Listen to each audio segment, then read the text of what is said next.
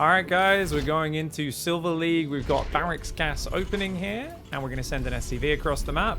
You can just rally that guy straight from the command center, change the rally point back to the minerals, grab the SCV, put him on our hotkey, do our standard scouting queue, just using that mini-map. And what's the big focus today? Well, first few games here in Silver League, we're going to be focusing really hard on improving how we set up the push, okay, guys? So what do you mean by improving how you set up the push? Basically, there's a few mechanics with like using shift to leapfrog our siege tanks, spreading our units out a little bit more, allowing ourselves to do a few more things that are a bit fancier with the army control. I would say the fanciest army control we did last week was, I think there was a game on Neo Humanity, a TVP game. We're going to go for reactor there, as well as the orbital. So there's a drone blocking us. So if there's a drone blocking, guys, just bring an extra SCV down. Try and attack him if you can. And if he's blocking you, that's okay. You can always just build it next to it. So we'll just build that there, that's fine. And we'll have to just lift that off when that's done. We've chased him away. We can build that depot, queue back to mining. So we'll get to it once we start moving out. But essentially, there was a game versus Colossus Sentry where I really needed to actually micro my army, or I would have walked it to its death, right? And that was probably, I think, quite interesting. But we're going to try and focus on that sort of thing a lot more today. So, we're building the factory, queuing back to resources. Going to control for that. We want to build the second gas. And, of course, let's start building the Marines. Now, we want to build that bunker that we always build down here, guys. Get that at the front to keep us safe. Queue that back to mining. This SCV also queue back to mining. And let's queue a few SCVs and a few Marines. We can lower that other depot as well. Pig, is there any truth to the rumor about StarCraft 3 being in development? I will talk about that later today, actually, after we finish Bronze to GM, because I think that's a kind of wild rumor. I'd like to talk about that.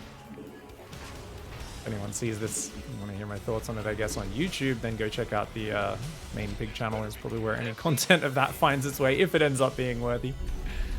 Alright, guys, just lift that off straight away, just so we get that out of the way. Keep building SCVs, dropping mules, and building Marines. Now, I should still be playing quite slow, guys, so we really got to be careful to not play super fast. Let's really stay focused. After I was playing max packs in a tournament yesterday and really trying my heart out.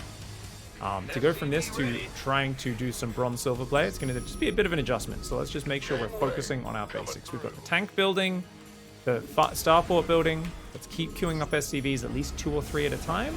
Keep queuing up Marines after that. And remember, now that it's macro cycle time, it's SCVs, Marines, and then Gary and Bruce. Friends forever. We're just going to start with Gary for now. We're building a few more SCVs, dropping some mules there as the natural just finished, building some more Marines. And then we can build that Viking. Now, because there's an Overlord here, guess what? That's another thing we can do, guys. Our Viking, we're actually going to use it to kill units now. We're also going to put this tank on the edge, and we're using shift. So I said shift siege. That's going to siege that tank up there. Woohoo! Gary can keep on building here. And it looks like let's set the rally points there. You can see my main's a little oversaturated. You guys know we don't mind that at all. Let's queue up like 3 SCVs, drop mules, build some more Marines. And if you want, you can build another tank here as well. Now, there is an argument, I would say, behind not building more than 1 or 2 tanks until you have your extra barracks built.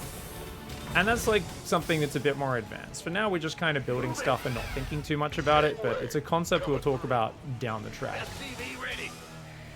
Second gas, I thought we were doing 3 CC builds in all 3 matchups, says Booyah. Nope.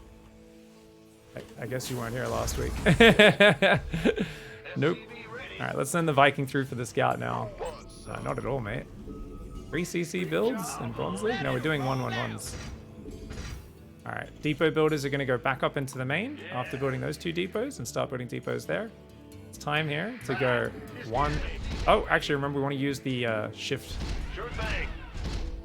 method to just build like 4 barracks and then queue them back to mining.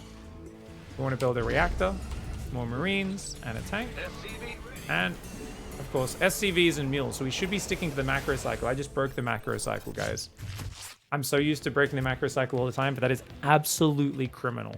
If you're not a pro gamer and you're doing that, it really hurts you. Let's get the engineering bay and the 2 gases here. Really important to get those gases so we can afford all the tech, all the stuff. Control click the barracks. So we're going to go shift 5. set the rally points to the front. And we're going to bring a new Gary over to join Bruce, and these guys are going to non-stop be building those depots. So let's hover over the supply count. Notice we're already at 45 SCVs, so I actually don't need to build any more SCVs in this game. If you're wondering, how do I have such a good sense for that? If you just notice that your natural is mostly full of workers, especially when you have so many guys kind of building buildings, then that usually means you're already there. So let's go 2 tech labs, 2 reactors, and let's do another macro cycle. SCVs and mules, except we don't need SCVs, so just mules, and then marines, and then a tank, and then 2 medevacs. All right, that's our macro cycle. So what do we do between the macro cycle? Well, we didn't finish. Always queue up the depots first, guys. Always queue up the depots first. Then +1 weapons on the engineering bay. And what else can we do in the meantime? Well, okay, our Viking scouted. The opponent has 3 bases and lots of drones.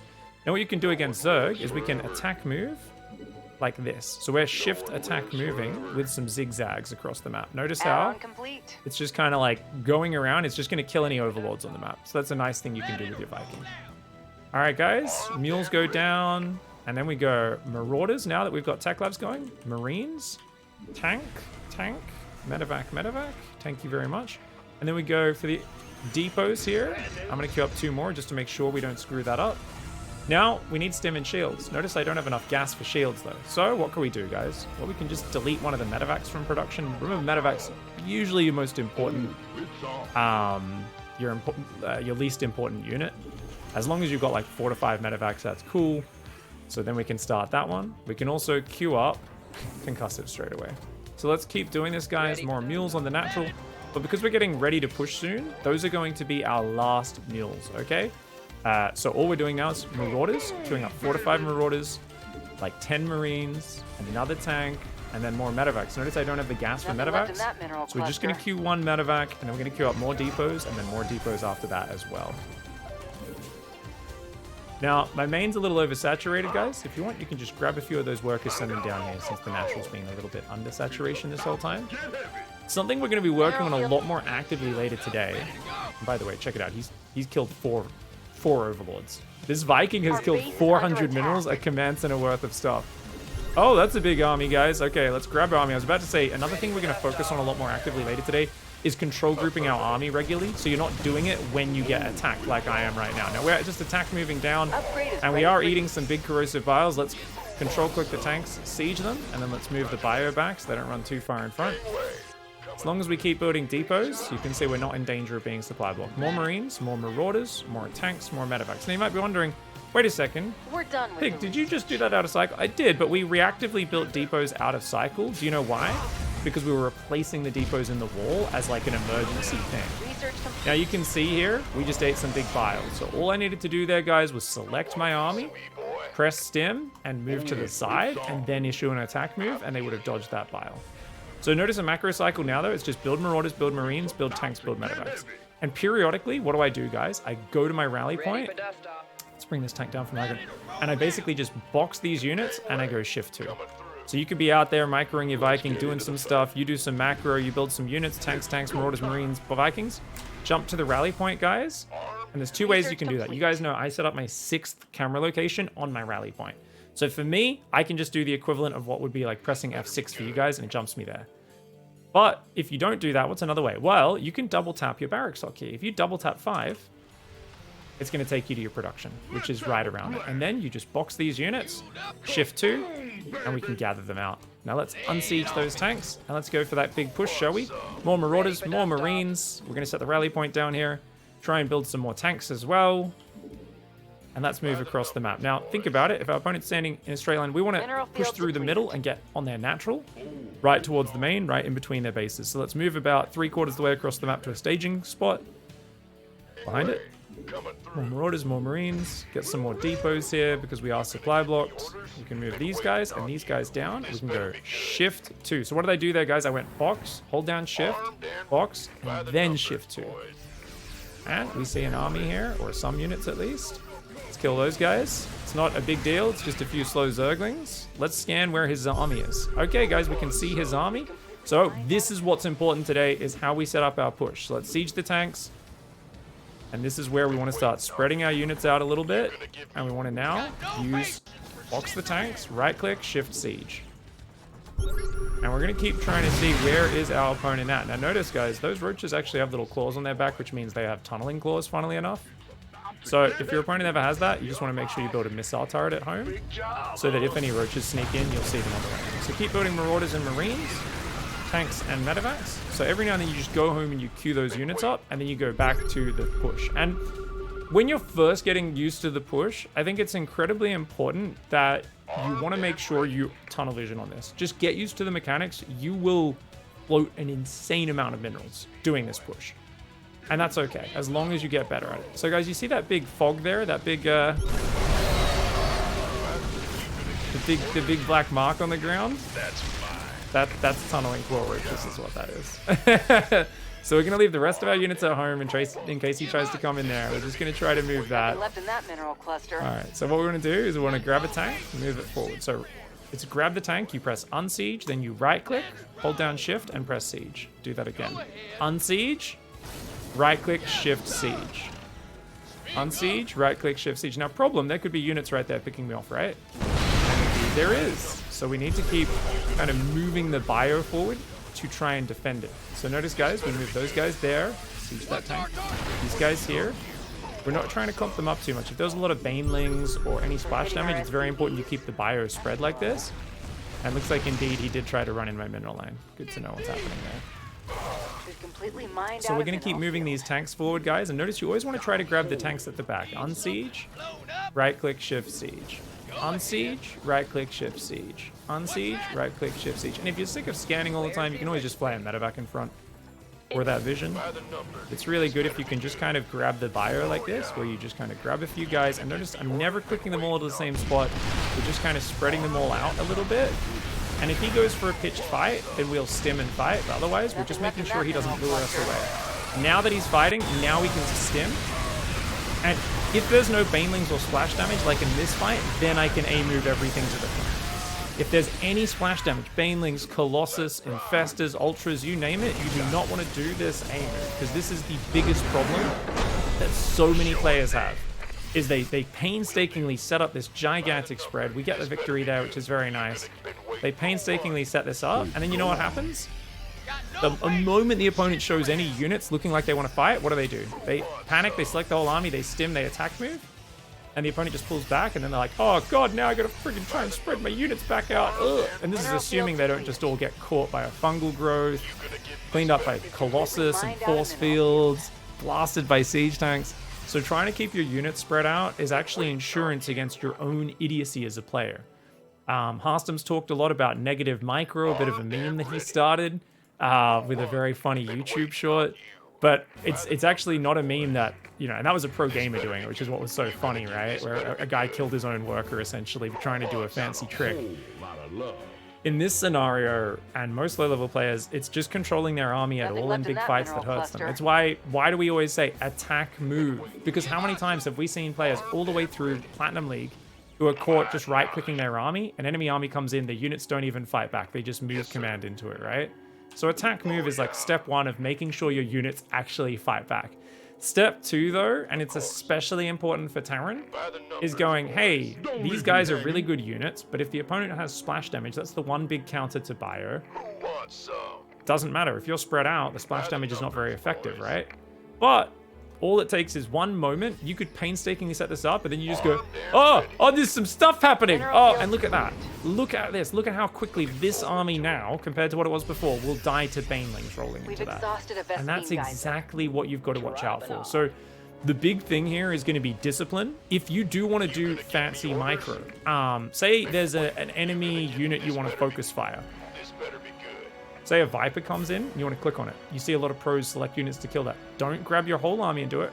Grab some units at the front, target the Viper. If you want to spread some units because there's banelings coming in, grab the units close to that and spread them backwards. Pull them backwards.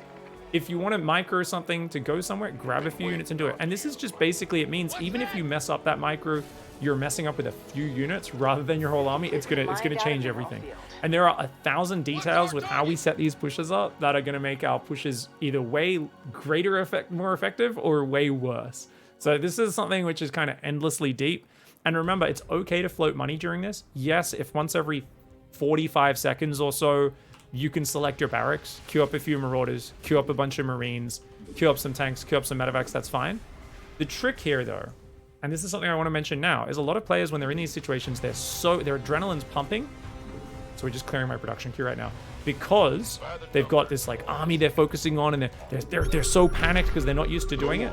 But then they feel like, well, I can't forget to macro because everyone in StarCraft tells me macro is what wins games. So what do? They'll move these guys here, then they'll select the barracks and queue up a marine. Then they'll move these guys here and they'll select the barracks and build the marine. And then they'll move this here and they'll select the barracks and build a marauder. And then they'll select this, move it here, and then they'll build a siege tank. And then they'll unsiege this tank, tell it to siege, and then they'll build another siege tank. And then they'll unsiege this tank and move it here, and they'll build another siege tank, and then a medevac. Now that seems like multitasking, and that's very fast play. What it is completely wasted actions. That is such an effing waste of everything, guys. That is such an effing waste. It's so bad. Why not just, at the start, when you arrive, queue up, literally 8 marauders, 10 marauders, if you've got the money for it, as many marines as you can, 2 tanks, 5 medevacs. There we go. That's going to keep your production queue busy for the next minute. Now you've got a minute to micro, and a minute later you can come back and do the same thing. Queue up 3 marauders, queue up as many marines as you can, queue up a few tanks, queue up a few medevacs. So when you're tunnel visioning on a push, your attention, you know you're going to be focusing on the front. You know you're going to be distracted from your macro. You also know you've spent the entire game building up to one push, and that one push decides the entire game, right? So the number of players who just keep distracting themselves by selecting their buildings to queue up units unnecessarily, number one, or number two, they keep looking at home to be like, oh, I think I need +1 armor right now, like some niche upgrade that's not going to kick in until after the game's decided or not. They're like, oh, you know what, maybe I'll build a command center. And then like their army's like clumped up walking on creep into banelings and they lose their whole army not looking. These are all the problems that we want to avoid, and this is going to be the big focus in our first few games today, is trying to, now that we're putting a lot more focus into our army on the setup, there's a lot of traps we can fall into with trying to play too fast without any sense of organization, trying to do too many things, and generally losing track of what the big priorities are. Alright guys, we're playing a TVT now. We're going for Barracks Gas. We're up against Hoss, who I believe I played last week. So what are we doing different in this game? Nothing, guys, it's TVT. So what's interesting about TVT is there is like unlimited chances, we'll put a couple guys on gas there, to improve our push, because a lot of the time in TVT, you go to push and they have siege tanks sieged up. And just walking into siege tanks is not a great idea. You also, unlike almost every other interaction in the game, you can't siege up just out of range. Thank you so much, Nakawa. Dude, thank you so much for the tip, mate. Toss a coin to your piggy, a valley of plenty. Thank you very much, mate. Appreciate it. So that's one thing, right? Oh, I forgot to SCV scout, guys. Let's go do that now. That SCV will probably die, but that's all right. So yeah, we're gonna have a lot of details that we can focus on. Let's build this depot now. In terms of how do we engage enemy siege tanks, that's gonna get really specific, and it's a really important skill for us to start working with, so that we understand the basics, so that when we're in Platinum and Diamond and we get a bit more technical in the matchup, we're not just freezing up under pressure every single game. Alright guys, let's keep talking about the basics here. Build some SCVs, queue up a few Marines there. Let's just queue 4 Marines. We're still keeping things basic. We're in Silver League. We don't want to overcomplicate things. You know, our brain is... We don't want to overheat our brain or anything like that, okay guys? No hate on Silver Leaguers. We see a command center, so I brought the SCV home. We build the factory. We're going to add that to the control group number 4. We're going to build the gas, and then more SCVs. So we can now queue 2 SCVs at a time, queue up a few more Marines. We're still not at like the point in the game where we're doing full macro cycles or anything like that, right? Remember, it's when the command center on the natural is kind of finishing. That's when we start, you know, building depots and everything as well, all around the same time. So we can put guys on gas a little bit earlier, a few more SCVs, a few more Marines. These guys can just go on minerals there. Would have been better to have queued that, wouldn't it? Yes, it would. Orbital command center. Let's make sure my camera locations are up. 3rd base, 4th base, and 5th base. All right, so SCVs, mules, Marines. And we can go Tech Lab and Starport. What did we forget, guys? Put the bunker. Let's build that bunker now. Better late than never. And because I have a lot of SCVs and Marines queued, it is slowing down these structures, but that's okay. We're going to build the starport, build the tech lab. The starport can rally back to minerals, and because this is full, we can rally down to the natural now. Build a few more SCVs, drop as many mules as we can, and then more Marines and tanks. Now, factory siege tank we'll be able to build when that tech lab's finished, and we've got enough money so we can start it. We can also grab the Marines, guys. We're going to go 2, and I'm going to right-click on the bunker and shift-click back to the ramp. You guys know I like to leave my units on top of the ramp in case I get Oracle or a drop in my main. We just like to fill the bunker up nice and early. What did we forget? What did we forget, guys? Oh no, depots. Gary and Bruce are gonna build this. I don't think I should build too many more depots there. So we're gonna go back in the main to build other ones because this is TVT and wall-offs against enemy tanks are just giving them free kills. So we'll do a supply drop to help with that. And let's keep doing a macro cycle. Lots of SCVs, a few Marines, a tank, and a reactor. Actually, sorry, we want to build a Viking first. So let's cancel that reactor. Now, something we're going to work on a lot more later today, guys, is periodically boxing these units and going control 2. We're only going to do it probably once a game in these first few games because we're focusing more on setting the push-up. But that's something we'll talk about a lot more later, so just keep your eyes open on that one. All right, we're getting quite a lot of minerals, guys. Remember, we need 600 minerals, so we can build our barracks now. Yeah, whatever. And there we go. Cue those back to mining, just using shift-click to build those 4. We're going to control-click the barracks and go Shift 5. What hotkeys does Pig use? I'm using the Control 2 or Shift 2 for the... Oh, it doesn't matter, guys. Control or Shift, it doesn't make a difference when you're adding your production. Like here, control-click, it has to be Shift because we want to include that barracks. You guys have an actual question there that I've misinterpreted, please let me know after this game. I think I might misunderstand what you're saying. Double gas goes down as well as the engineering bay after those barracks. And now, more SCVs, guys, more mules, more Marines, tank, reactor on the starport. And we keep queuing these depots with Gary and Bruce. We'll queue 2 more straight away just to be safe. Oh, he's doing my build, guys. Should we let it survive? Let's kill it. We'll kill it, and then we'll fly my Viking through his base as well, okay? We're going to go 2 tech labs and 2 reactors on the barracks, because remember, what do we do? In between macro cycles, we do all the other things. Take that, put on gas, start +1 weapons. These are the kind of in-between things that we're doing, right, guys? So what we're doing is we're doing all of the in-between stuff, in between the macro cycles, and then we go, oh, time for another macro cycle. Now, check it out. We have enough SCVs, so just build mules, marauders, and Marines. Remember, we've swapped into marauder production mode now as well. Tank, 2 medevacs, and the most important things, stim and combat shields. Add-on complete. Now, if we look at our scouting, check it out, guys. His base looks a lot like my base. 5 barracks, 2 tech labs, a factory and a starport, scouted with a Viking. Hoss did say before this game he was going to try and use the same build that we taught last week, and he wanted Twitch chat to give him advice on how well he did. We'll see if I can give him some feedback as well as time goes on. But this is going to be a mirror matchup, the most mirrored it is, where we both just have a lot of tanks and that sort of stuff. So guys, keep dropping mules, marauders, Marines. I'm gonna own up to something, guys. I did just build units out of order. I did queue up a few units instinctively outside of the macro cycle. My bad.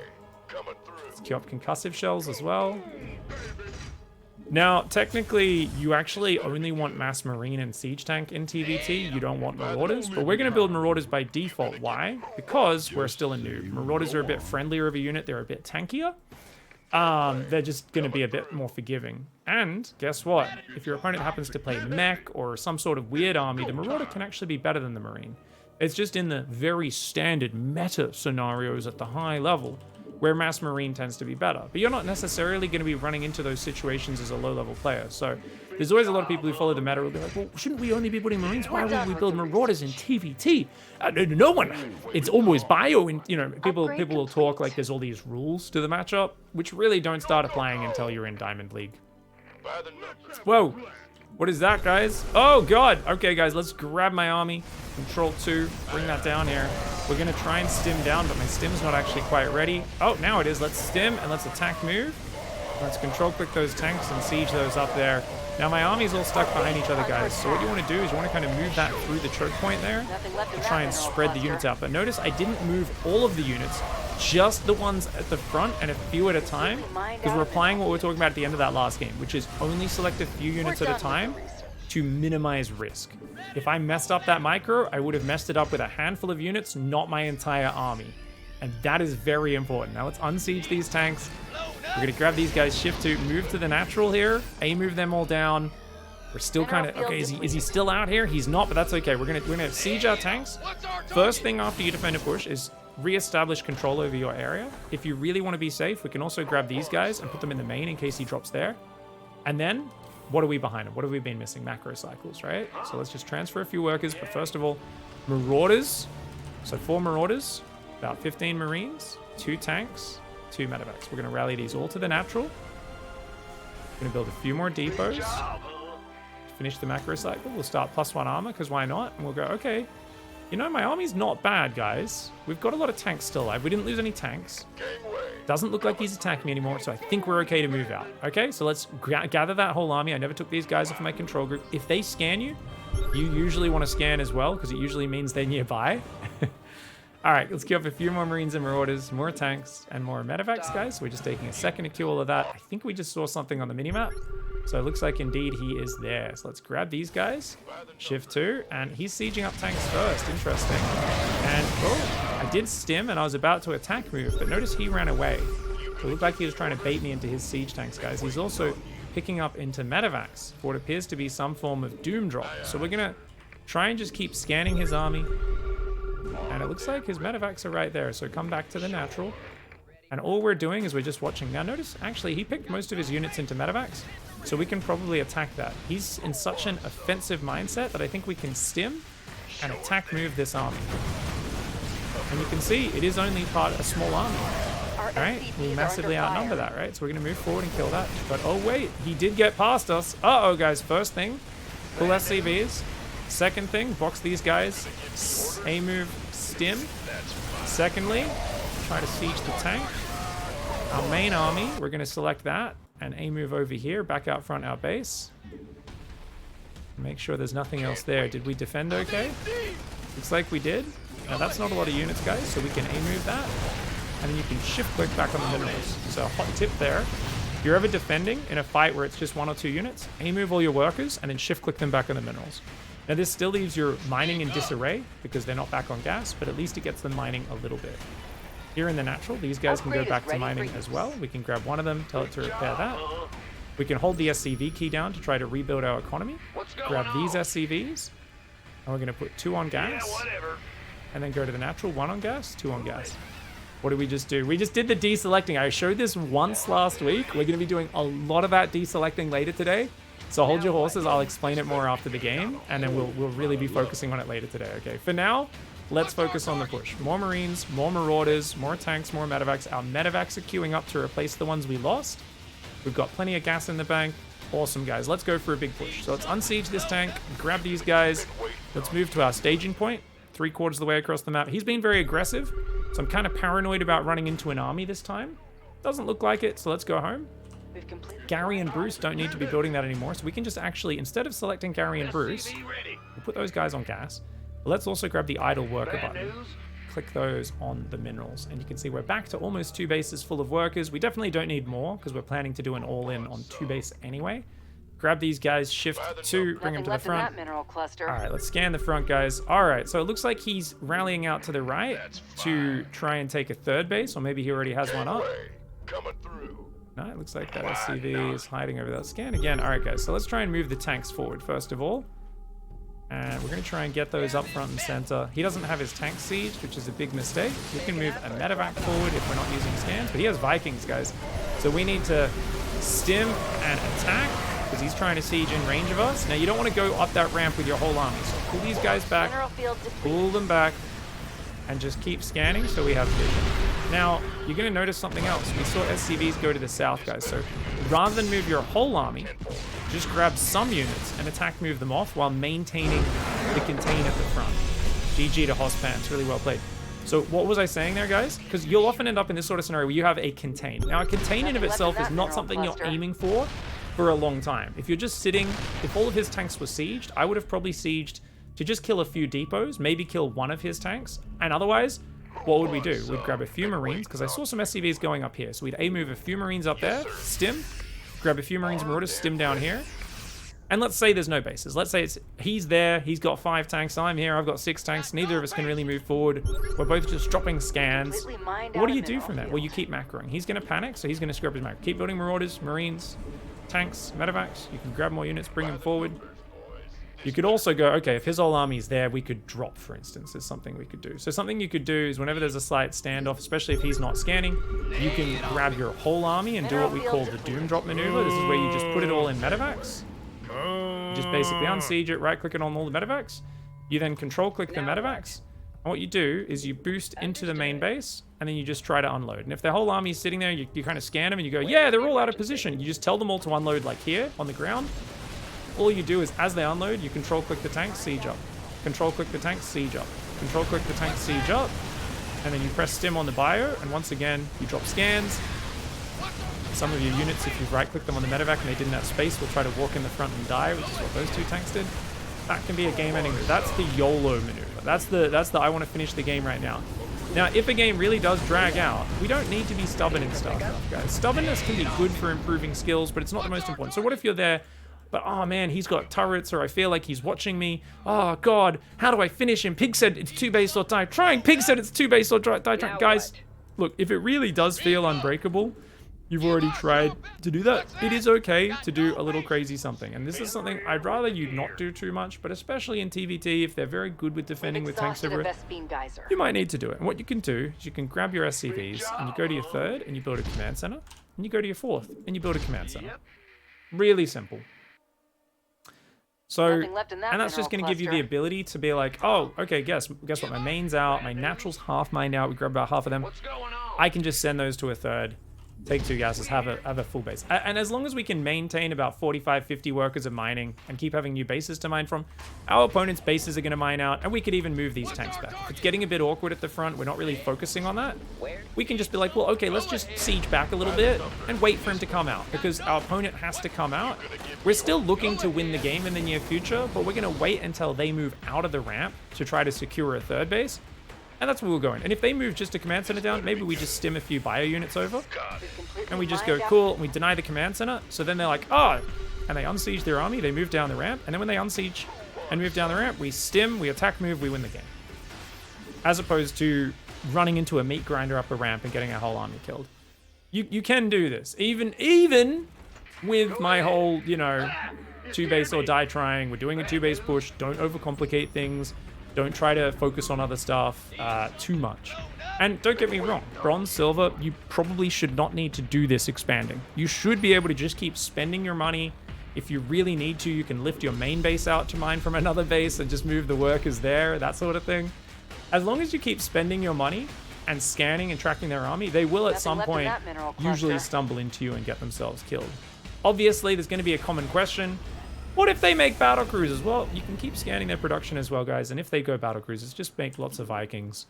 Extra starport, Vikings for that. And something we haven't really shown you guys yet, but we can technically later in the game also add armories.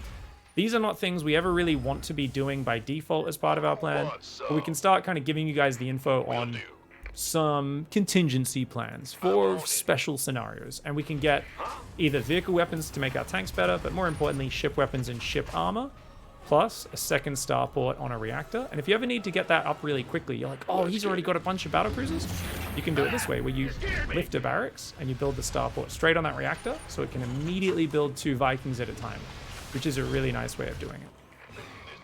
Thor's good against battlecruisers. Yeah, they destroy battlecruisers. Battlecruisers Yamato does kill Thors quite efficiently, but because Thors have such long range, as long as you swap them into their single target firing mode, they will kill a lot of the battlecruisers very quickly, because the battlecruisers have to get quite close to cast Yamato and then charge up, and the Thors are just blasting them down from really far.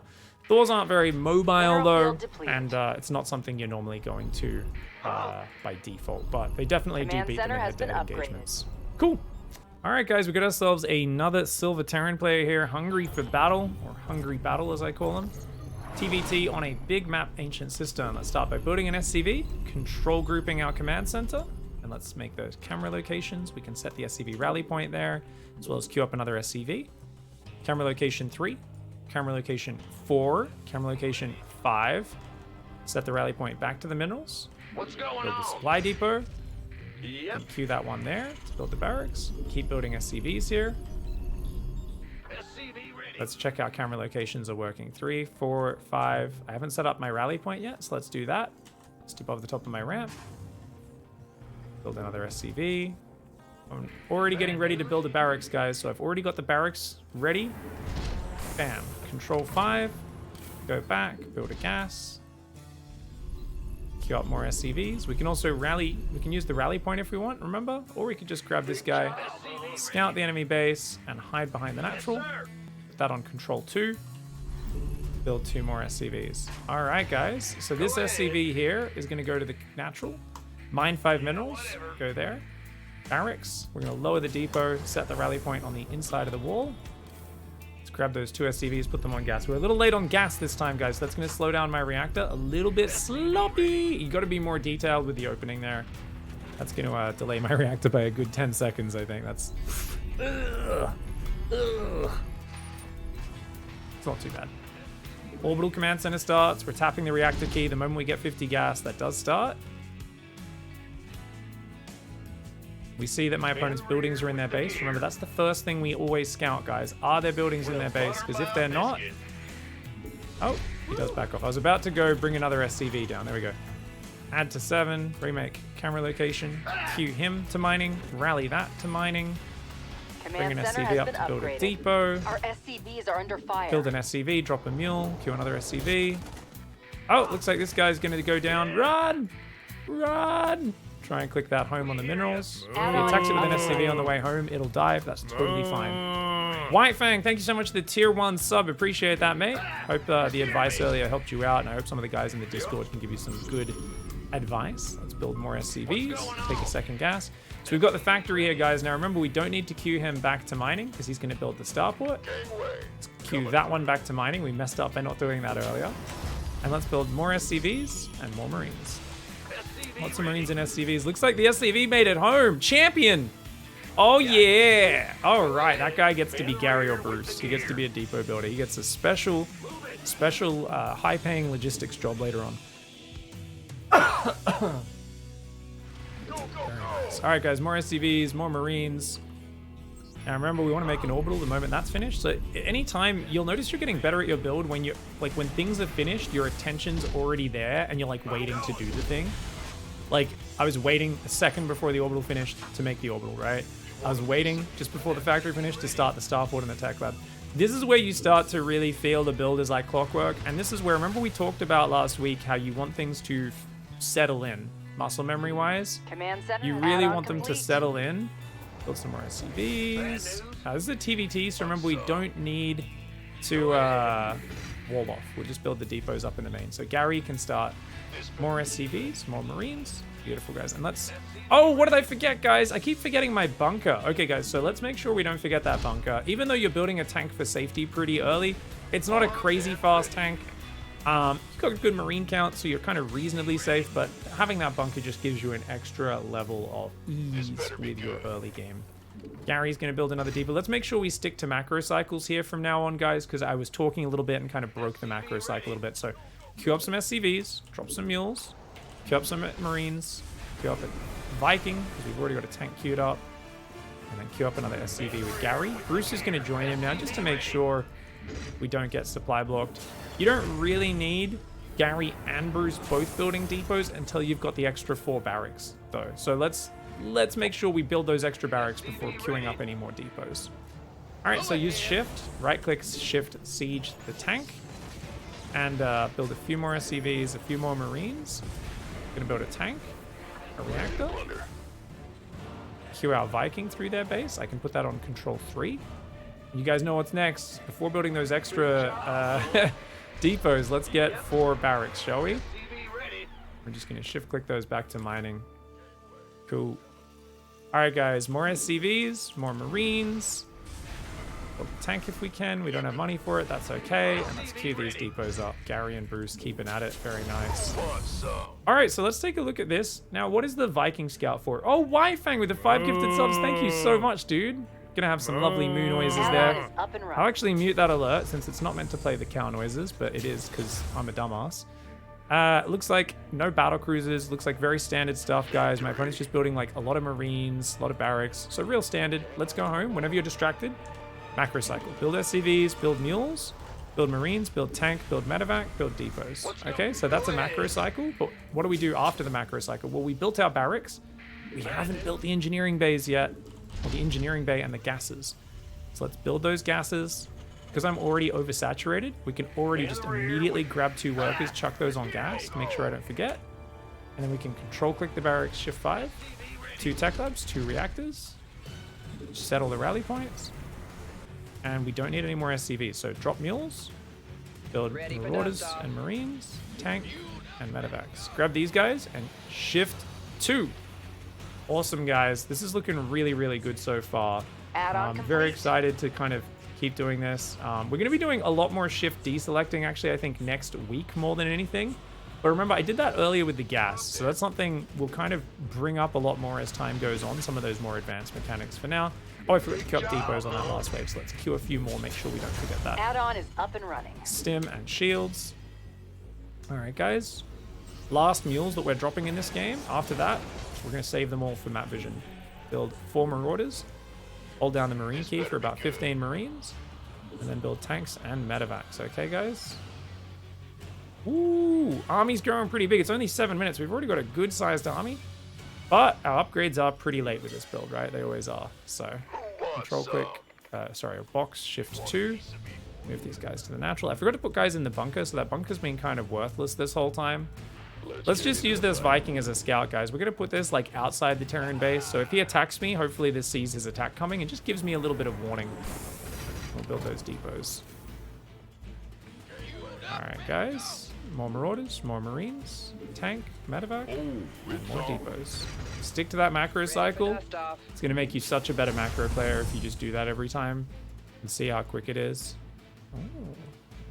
The scan here. No, looks like Hunger for Battle's chilling at home. That's good to know.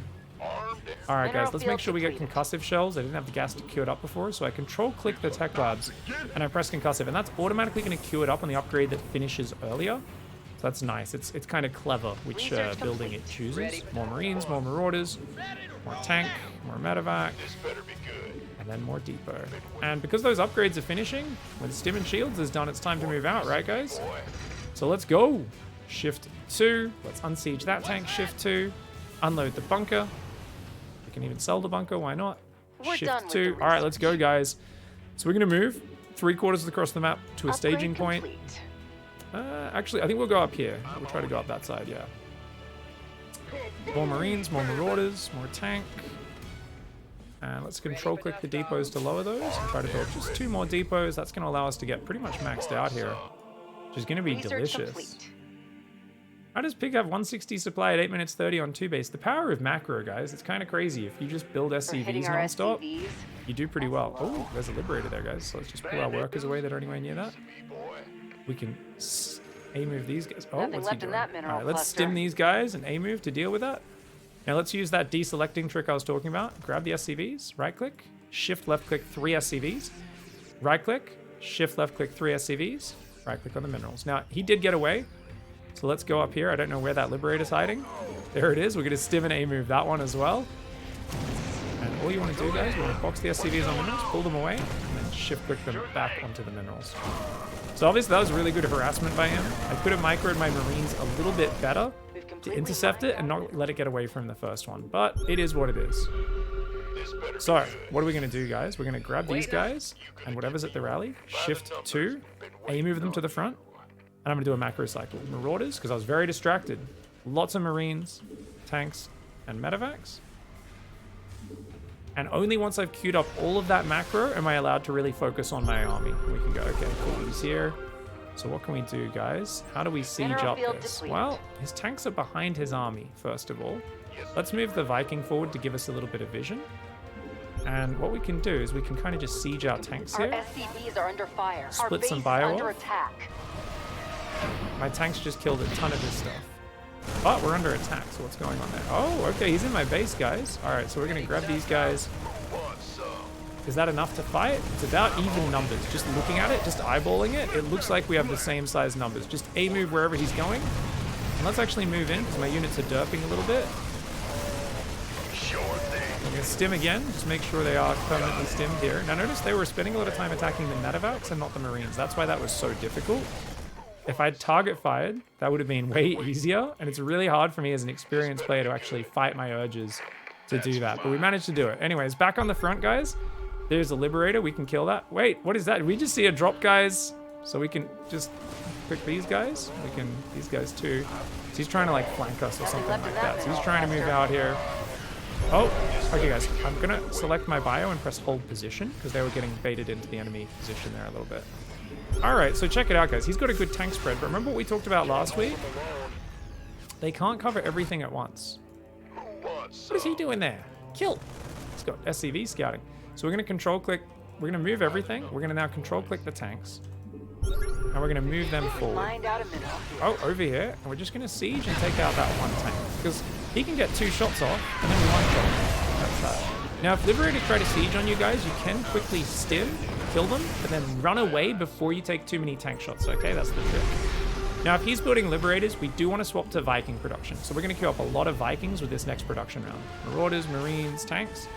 Grab these guys as well for you forward. And just keep scanning here. Once again, there's only one tank, guys, so we can actually fight that, right? There's not a lot of support. Usually you want your bio there, so if their bio comes in, you can e-move your bio. But otherwise, what we want to do, we want to control click the tanks, move in, siege in range, and then we're just going to scan it. Oh, I don't actually have any scans, so we need to move a medevac forward to make sure I can see what's up. Oh my god. Ah! Guys, this is why scans are very important. Oh my god, I've been using a lot of scans. So we're gonna try to stim a few Marines forward. But I think he already killed my front tank, so it is what it is. This is not good until we get some more air vision here. That kind of sucks. We ran out of scans, can you believe it? Alright, so we'll bring these Vikings forward right now.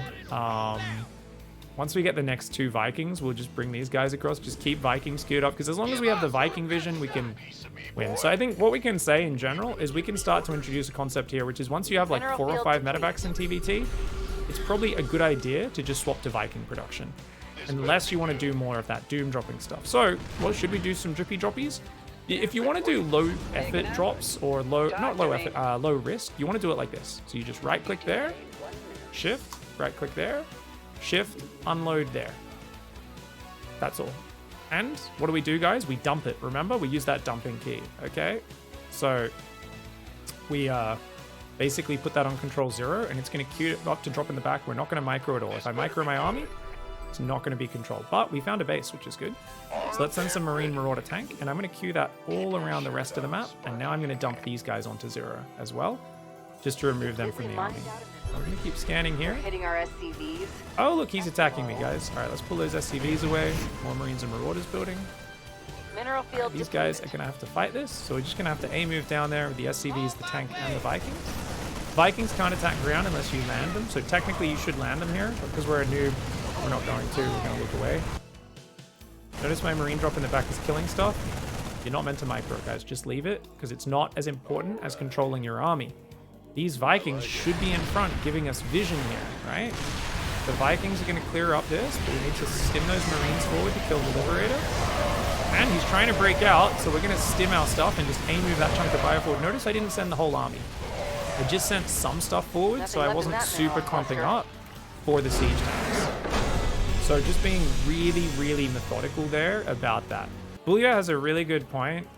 When I actually stole this medevac away, because I only did it to the medevac, the Marines that were inside are still on my main army group. So once it unloads, if I tell my main army to move somewhere, those Marines will still get the order, even though the medevac won't.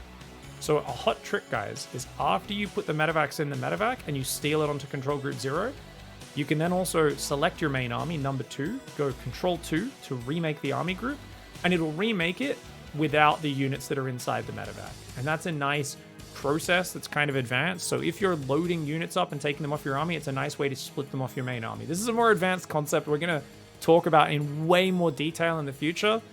I know I'm introducing a few extra concepts and just little details I'm including this early on. These are by no means super important things you need to practice every game. I'm like, let's just show you a few little details and give you some tidbits, but you do not need to know this necessarily just yet. There's a lot of advanced players in Diamond and Masters who always forget to do that, so don't worry about it too much, but it's cool to understand kind of why that happens. This is a really interesting such a situation though, right? Where it's all about looking at those positions and realizing, hey, wait a second, if there's just one tank, like his tank spread seems good, but you can just move in here and look, this tank on the top is actually so far back, you could move like 3-4 tanks, siege them here, fight 1 or 2 tanks on their own, and the other tanks aren't going to be part of that battle. So especially if you push back his other stuff, there's a big issue there. So first things first, just siege up in front of the base, kind of get the contain was what I went for. Right? You can see his army was sitting out front, so he gets in big trouble there. Loses a lot of marines, keeps accidentally derping in. Very easy for your opponent to make a lot of mistakes here and find themselves in really big trouble. And him dropping there, not a great idea. If he went around with all the marines and dropped my main base, that probably would have been a better move for my opponent. So if you are ever in this standoff position, guys, just immediately start building Vikings the moment you get the contain up. Anytime the game slows down, okay, is going to be really nice. Medevacs are good for healing. Now, arguably, I could have, look at the supply, guys. After killing all those marines and him derping like that, I could have picked my whole army up and just dropped on top of these siege tanks here, or gone straight into the main base away from where those tanks are sieged. Any of that would have worked as a much easier way to win the game. Just sieging at the front until you're at pretty high level makes your opponent panic really hard, and they tend to throw their army away. I'm not showing us doing that because I'm just being a little bit more methodical about it, but I just want to point out that it's not like this could be much easier to finish the game if I decide to just pick my whole army up and boost it into the main base. And then in general, if you find this slow game frustrating or too stressful, I always advise people, even high-level players, I'm like, if you're getting sick of TVT, start doing more Doom drops. Load up all those medevacs, boost them into the main, and people will tend to die to it.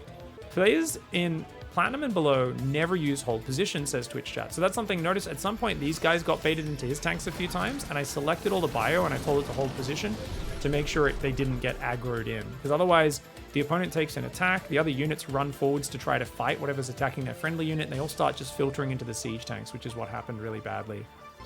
How much damage did that drop do in the back, by the way, guys? I feel like that did a lot of damage. Not only did it scout his base, by the way, which is something you should check for when you quote-unquote have them contained. This is also why I never rallied across the map, by the way, guys, because if I kept rallying across, I wouldn't have had units to defend these counter drops. Those drops would have ruined me if I didn't have units just sitting at home at my rally point. And even this one, I wasn't producing units, so I didn't have many units, and I took a lot more damage to this drop. This drop does crazy damage, guys. I did not micro this at all. It kills, like, what, 15, 16 SCVs and starts killing depots, and that's without stim or micro. And it also makes him panic into attacking into my position. Like, oh god, I gotta do something.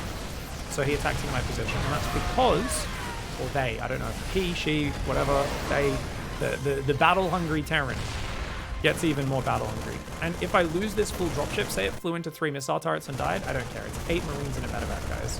It doesn't matter. So this is what I said. This is a low commitment, low risk drop, as opposed to picking up 6 medevacs and clicking them in the base, which I would stare the heck out of, right? Right? I would if I pick my whole army up into medevacs and I'm trying to go in, I'm scanning ahead, I'm looking at what it's flying into because I'm committing my whole army. But this sort of move here, the just simply queuing a distraction into your opponent's base that has high damage potential, and when you're pumping out such big armies, it's a meaningless amount of units, but forcing your opponent to just look at different places and deal with different things can get insane value. Absolutely insane. What weaknesses does the build you're showing us have? Is there something it struggles against? Yeah, it's a new build, so it's just not optimized. There's things like the starport builds a Viking, and otherwise it's literally just doing nothing for like most of the early game. Like it builds a reactor and just kind of chills because we don't want to do add-on swaps yet. Yeah, that's kind of big. So like the stim and shields just finishes way later. Like we could be hitting so much earlier if we actually just got across the map and went faster. That's one thing. It's very safe though with like the tank and the bunker for the most part. We're staying on 2 base literally forever because we're a noob. I mean, the thing is, like, there's no such thing as, like, a weakness, really, to a beginner build order. The weakness is the fact that you're a beginner and you don't know how to do a lot of things and you're not fast enough to do a lot of things. So there's no such thing as, like, a weakness for a beginner build, because anything that fixes those weaknesses is outside of the skill set of a beginner player. Like, there's no way to... They're like, well, you can do this and this and this, and then you'll be safe versus this and this. And it's like, but if you can't do those things, it doesn't make sense. So it's very hard to talk about, like, what is the weakness of a build when it's a beginner build, because it's so generic and kind of rough. Like, it's not, we're not aiming for very clear edges. It's very much like we're just trying to build lots of stuff in a relatively safe, one-size-fits-all manner. And that's essentially, you know, what it is. As we get higher level, we'll obviously have more pointed build orders that have more clear advantages and disadvantages. But for now, it's going to be very, very chill in terms of worrying about any of that. Yeah. Anyways, guys, we're going into the next game. Let's go orbital and reactor. This SCV can go and build the command center. Now, guys, we're going to start going into the next section of today's Bronze 2GM, where we're going to be benchmarking every game. So at the end of the game, I need to load up the replay, and I need to check how quickly did I get to 45 workers. And then I need to check when my attack gets to their side of the map and is about to attack, how many units do I have, number one. So how many units do I have? Do I have all the upgrades I need? Is my army there correct? All that sort of stuff. Now, we can see there's an expansion. That's all I needed to see. Losing the SCV is not too bad, guys. Just queuing up a few more SCVs here, and then a few Marines. Gonna rally those Marines to the high ground. I did see what looked like some 4 Zerglings. They could be coming here and killing my SCV. Doesn't matter, guys. If they kill the SCV, just wait till I have enough Marines to go down and fight it, and then continue building. Factory. Build the gas. Alright, guys. Now, I've actually been having kind of a crazy supply count. Oh, as we said, guys, 4 Marines. Now, you can't fight 4 Marines with just 4 Zerglings with just 2 Marines, guys. So we're going to wait for the next 2 to pop before we go down there. It's got a lot of hit points, so it should be okay. Build a few more SCVs. Let's bring an SCV. Click that on the command center here. Then we can bring these guys down. Change the rally point. We're going to have to start fighting or that's going to die. So we've got to bring the Marines down. And 2 Marines would have lost that fight, but 4 Marines can beat 4 Zerglings pretty easily. Now we can go back to the high ground. Let's build a bunker down there as well. And let's go back to our build. Put guys on gas. Queue up a few more SCVs. Drop a mule. Queue up a few more Marines here. We can change the rally point back to the top of the ramp. We can control 2 those guys. What's next, guys? Starport. Queue back to mining. Let's add that to our control group. Add the factory to our control group. Build the tech lab. Set the rally point for them as well. There's an overlord on my screen, so we're going to kill that because that's what we do. Now remember, move right underneath it and then shoot it all at once. Oh my god, he's got roaches here, guys. Okay, we're going to try and fight this as best we can. And if you're ever getting attacked, guys, bring a bunch of SCVs just to make sure you don't die. Oh, Jesus. Okay. Wow, well done. A move. All right, we're dead. Go ahead.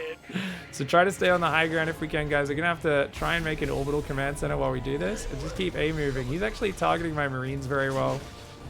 I should have just pulled the Marines back, and this would have been the easiest hold of my life. Now, just grab an SCV, click it on the bunker, guys. And then we can run back here. Control click the Marines. Right click on the bunker. Just put 1 SCV there on auto repair. Oh, he's going after my SCVs. Just kill him with the SCVs. Go back to mining. All right. We just got massively effed up because I didn't move the Marines. And the corrosive bile killed like 4 Marines, by the way, guys. Let's build some more SCVs, drop some mules. Like I said, we're trying to play nice and slow here to really emulate some of the dumb mistakes you guys make. Remember, what do we do? Mules, SCVs, then Marines, then army units. And that's totally fine, guys. So that was a macro cycle, right? We're still waiting for money for the Viking, which we can use to like make sure there's no overlords on the pillars. There are pillars all around the map, guys. And remember, against Zerg, we'll do that before we scout. Now let's keep queuing up more SCVs, then more Marines. It's a macro cycle. But while I'm doing this, notice I don't have money. So rather than just sitting there mindlessly waiting for money, What's going on? I'm looking at the next step and going, hey, I don't have any supply ready. So let's start Gary and Bruce building a wall off. And then I can continue building SCVs and mules. And you'll notice I skipped building army for that whole macro cycle. Why? Because I've lost a lot of SCVs in mining here. And now that I've got a bunker, I feel pretty safe. Right? I'm going to repair the bunker, repair the command center, and then go back to mining with that guy. So if I feel safe, I'm going to focus on building SCVs first and foremost, But again, SCVs, mules, straight to depots. Now I've got a bit more money. Now I can go, oh, okay, I think I can go back to unit production. Marines, tank, get the reactor on the starport, put that siege tank on the high ground. And it's time to build 4 barracks, but I don't quite have the money just yet. So remember, guys, remember the zigzag with the Viking? I like it. We're just A moving, zigzagged across the map to try to kill some stuff, okay, with that Viking. Just shift A move with the Viking, and it's just going to go everywhere on its own now. Now this SCV, that looks like that's Gary or Bruce. Looks like he got stuck outside. Let's build 4 barracks. 1, 2, 3, 4. Shift click those back to mining. Time for another macro cycle. Build SCVs, drop mules, Add-on is build up and running. marines, build tank, medevacs. And now let's do Gary and Bruce. Don't forget, full macro cycle, guys, always. Control click the barracks, shift 5. Now that we're done with the macro cycle, we can go double gas. Engineering bay. Notice how quick that is, guys? Because I always do this together. Now, I coach a lot of players. The players who learn really fast, I notice very quickly they start doing things where they batch things together like that, and they're like, engineering bay, gas, gas, bam, bam, bam. Double Evo roach horn, bam, bam. There's other players who never do it in order, and they always kind of do the opening build order sort of chaotically, and they always struggle because they never get faster at doing these macro actions. They're just kind of haphazardly clicking things. Do another macro cycle. Build SCVs and drop mules. Build marines, build tank, build medevacs. Notice, time for the add-ons now. But no, no, no. Full macro cycle, guys. Build 2 depots, SCV ready. 2 tech labs, 2 reactors. What is the auto fly around? Please explain, guys. All we did, A move, shift A move, shift A move. So attack left click, hold down shift. You just queue up a bunch of attack moves. So the Viking is automatically attacking around the map looking for overlords. Just a way of clearing up overlords on the map. This is a special thing we do versus ZERG. Okay, let's get +1 weapons. Now we don't need more SCVs. So macro cycle is mule, mule, marauder, marauder, marine, marine, marine, tank, tank, medevac, medevac. And then we can go stim and shields. You can see I'm a little light shy on the gas. So we're going to start stim. And then Add-on is up and oh, wait, running. wait, wait. I forgot to get depots, guys. Yeah. Broke the macro cycle. That's how you get supply block. Breaking the macro cycle is how you break, is how you get supply blocked. Now we can do the other things. Combat shields, stim, concussive, all queued up, +1 all queued up. Time for another macro cycle. Let's not drop mules because we're saving energy for scans we move out. Marauders, marines, tanks, and medevacs, which we don't have money for right now. Let's box these units and go shift, control 2, guys. Now notice we've already got 6 medevacs. So it's more important for us to build marauders, marines, and tanks than anything else. We can ignore the starport for a while unless we have extra money. Keep those depots queued up as well. Awesome, guys. So, remember that previous game my Viking got 4 kills? Today, this one, only 1 kill. But at least we're just making sure our opponent doesn't have too much vision. If you want, you can also scout through their base for it. So, if that's a 3rd base, that means he has a very low economy. Only 2 bases because there's no drones on there. So let's go over here, though, and find out. No, looks like it might be a 4th base. Looks like his 3rd base is here. And you'll notice that that base, it's not completely full of drones. How can I tell? Because notice there's only 1 worker on a lot of these mineral patches, not 2. And there's also no gases. So my opponent is below 60 workers. If it was full on minerals with no gases, they could be as high as 60 workers. I'd guess his economy is about 50 workers. Guess what, guys? We're at 48. So we're at very similar economies. Even though he has 4 bases, I only have 2. Doesn't change the fact, though, that I do have to get a move on. Because if I leave it much longer, he will build 50 more drones, or 20, 30 more drones, make a giant army, and kick my ass. So let's move out here, guys. I did see some Ling Bane coming out. Queue some depots before I leave and make +1 armor, and now it's time to go. Alright, guys. Oh! Stim, siege. This is where you try to spread these units out a little bit. Raise the wall, because we're dead. Stim, get in the bunker. Alright, guys, so what we're going to do here is we're going to grab our SCVs, send them to the high ground. We're going to siege this tank. And this is something whenever you're in trouble as a Terran, always pull back to the high ground, change the rally point up here, and just try to defend the high ground. Lift your command center. And you can see that tank keeping me alive right now. Now, I'm probably dead in this game, don't get me wrong, guys. But a lot of players will headbutt up a ramp. This is what we call chucking a ZERG. Chucking a ZERG is where basically the only way you could lose the game is attacking into your opponent's strong point, like an absolute baboon. And that's exactly what our opponent's doing right now. So we're going to even fight with our workers there, try and move over. So I'm moving in with the Marine Marauder because they were all stuck behind the building. And now you can see our opponent's still trying to rally Ling Bane in because Zergs have a big problem. It's a condition called hornyitis where basically they're unable to put it back in their pants no matter what. So what we're going to do is we're going to try and move these tanks out. Notice he's morphing Banelings on the front. And we're going to try to get these tanks sieged up out a little bit further out. Now notice he's got Ling Bane. So we're going to try and move up here. Let's grab our whole army, come down, and siege this. And let's try and spread our units out a little bit.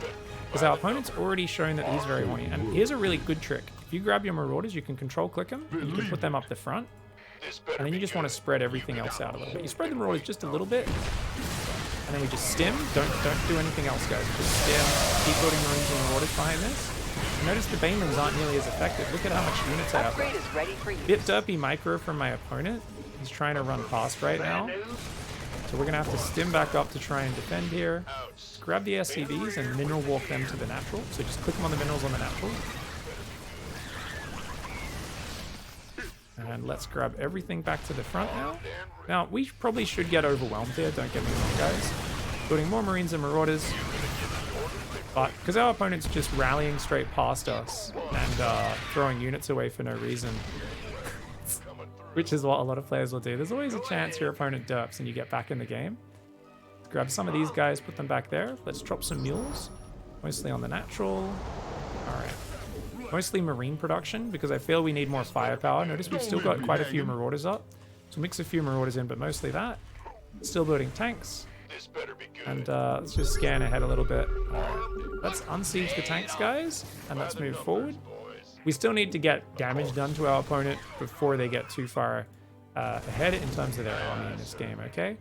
So we're going to move forward. They did a really good ambush before, guys. We're going to keep producing Marine Marauder, tanks. And move forward. Let's try and scan ahead, and look at that, guys. Did you see that? So we stop moving, and we're going to spread the army out. Spread the army out a little bit. And just, if this will take you a little bit longer, so I'm going to 5 seconds off the hand of mouse, simulate a silver player here. Nothing left in that mineral cluster. Takes you that long to get the setup, no worries. There we Mined out a go. mineral field. And what we're going to do, remember, is we want to try and bait him into fighting me. So we're trying to stim around, going, come and fight me, come and fight me. But I have a feeling he's gone across the map to my side. So we're going to put a tank on the high ground and rebuild that depot, just so that if our opponent comes in again, we're going to always have the tank on the high ground to deal with it. These guys will try to reinforce. And let's just try and bait our opponent into attacking into our army. Because Ling Bane, if we're not set up, our army is really bad, guys. If we're set up, we'll be okay. So all you want to do is, as long as your medevacs are overhead, at any point, you can just click on those and get inside. Looks like we don't need to, though, as he's kind of a bit afraid. So we're still just building Marines and Marauders, more tanks, more medevacs. We're going to control-click the siege tanks. Mineral field Unsiege. secured. We're then going to re-siege, because why are his units coming here? Looks like he's trying to set up some sort of giant flank right now. Ah, okay, so his army's there, guys. So we're going to lose that low ground. Lift the command center. My opponent clearly has vastly more units than me. But I think these units might be able to counterattack. Kind of derping a little bit. I'm going to put this SCV on auto repair. Remember, it's Alt plus the repair hotkey, guys. So we're going to stim these guys to try and bait him into my tanks. We're just gonna, yeah, he's struggling to at least rally his units. We did end up friendly firing one of our own tanks there. We're just building more Marines right now. Let's land that command center again. We're gonna lower these depots. Let's grab these guys. If we can group them all together. Oh, that's a big army. Okay, we're gonna stim and move down this ramp. Notice there's no Banelings. If there's no Banelings, you can just stay in a big ball and kick ass. Yes, sir. Funny stuff is also how Hellbats would destroy this comp. The mass Zergling, they do. The Banelings, not so much. So Widow Mines are actually much better than Siege Tanks, technically, in this scenario. But we're in Silver League. We're going to focus on using our current composition well, rather than trying to make advanced adjustments. Now, notice I just comped my whole army. Bad idea, guys. So what we're going to do is we just want to keep moving these tanks forward Completely mined out a mineral and field. trying to, once again, try to bait him into this. Now, if he's not there, okay, we'll move the tanks forward a little bit more. And we'll just keep moving these forward using shift. The bio, we don't need to use shift. For them, we just move command. And these guys are going to go ahead and continue to try to bait my opponent into a bad fight. So remember, just click on the medevacs. Better to do that earlier rather than later. And tell them to unload, no worries. Let's move a few more of these guys down.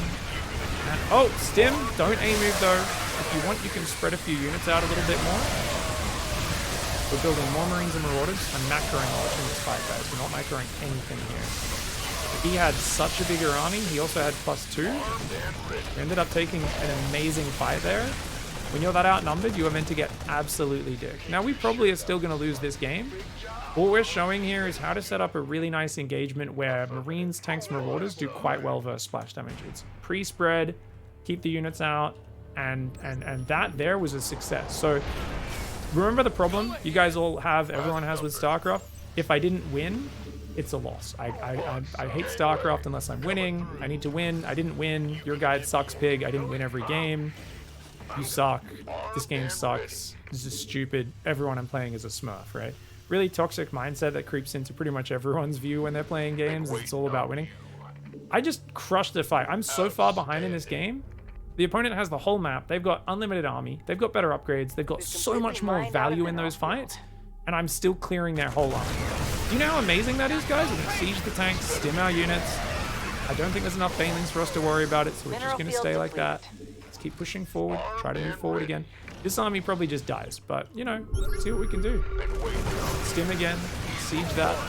And he's got ultras. He's got space gals. Okay, we can tap out here. GG, well played. We took some amazing engagements there, and we did that well. As long as you're taking engagements correctly, you're getting better at certain skills in the game, you will be massively improving as a player.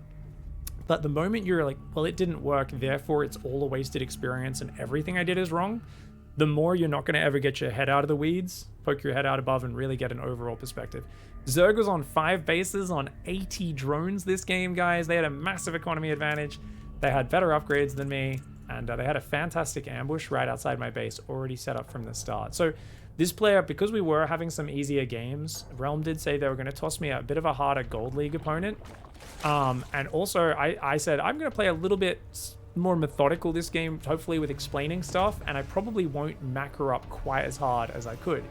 Add to that, what happened at the start, guys? The Roach Push. So the Roach Push was a huge moment. Already the Zerglings delayed my command center and threw me off a little bit, and that delayed the bunker getting down. So really good move from my opponent. And then, if I just pulled my Marines back, this would have been a much easier hold. So when these roaches come in, guys, all I needed to do here, really simple. And this is what you want to do whenever you encounter a scenario like this. So watch what happened first. Let's watch what not to do. Let's just A-move and disrespect the roach, even though we know roaches are very good units. Let's lose 3 Marines to 1 corrosive bile as well. And then let's cry ourselves to sleep. Or, alternatively, really easy hold. Because we're going reactor Marines, we actually have a lot of firepower here. They just need a little bit of buffer. So at this point, what do? We want to talk about the attack. Now, we're going to be doing replay analysis later, so I might as well start with this game. We can write reaction to 5 roach pressure, right? So what should we have done? First things first, pull back Marines. Pull back Marines. Grab about 12 SCVs. Control 3. So I like my main army on 2, so these guys can go on 3 as my secondary army. Control 3. A-move. A-move Marines with SCVs just in front. Enjoy free win. You'll lose a few SCVs, but unless they have really advanced stutter step, you're going to gun them down really quickly. And especially if you wait for them to move up your ramp, best to engage on top of the ramp, let them start moving up the ramp, then engage, then A-move. So you don't even need to raise the depots at all. If they come inside your main, it's actually really good. Totally okay to let them inside the main. No need to raise depots. Assuming you've built Marines non-stop the way, you know, the way you're meant to. Obviously, if you're not building Marines, that's an issue. get back on building bunker /CC on low ground and resume build. Note, if bunker is already up and loaded when they arrive, just pull SCVs to repair ASAP, and you should have a very easy hold. Obviously, because the Lings messed us up, our bunker was a little late, which is why it was harder, but normally having that bunker is going to make it a lot easier. So it just depends if that happens or not. So now we've got a little checklist. Now we go back in game and we simulate in our mind doing that. And this is something, a skill most players can never do, and it makes improving very difficult if you can't do this. So I put myself in my shoes and I visualize this scenario. And what do I visualize? And I actually often move my hands over the keyboard and mouse as if I'm actually controlling it. I go, okay, box Marines, right click over here or over here somewhere, or maybe here. Maybe I just box, right click here. I then go, okay, box these guys, control 3, right click here. He's moving up the ramp. My Marines are here in this scenario. He's up the ramp now. And now my Marines are here, my SCVs are here. I A-move Marines, A-move SCVs, and I just chase him down the ramp.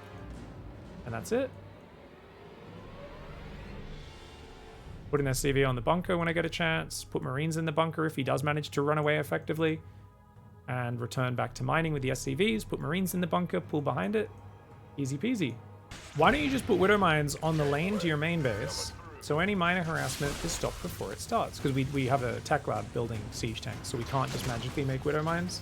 So we're doing a big all-in build in this, and we screwed up the early game, which put us behind, and then our opponent macroed really well and stopped our first all-in push very effectively, which meant they were way ahead in the game. So doing things that might make sense in a long-term game plan where you're playing a macro game, swapping to Widow Mines, changing other things, all that sort of stuff is really going to help you.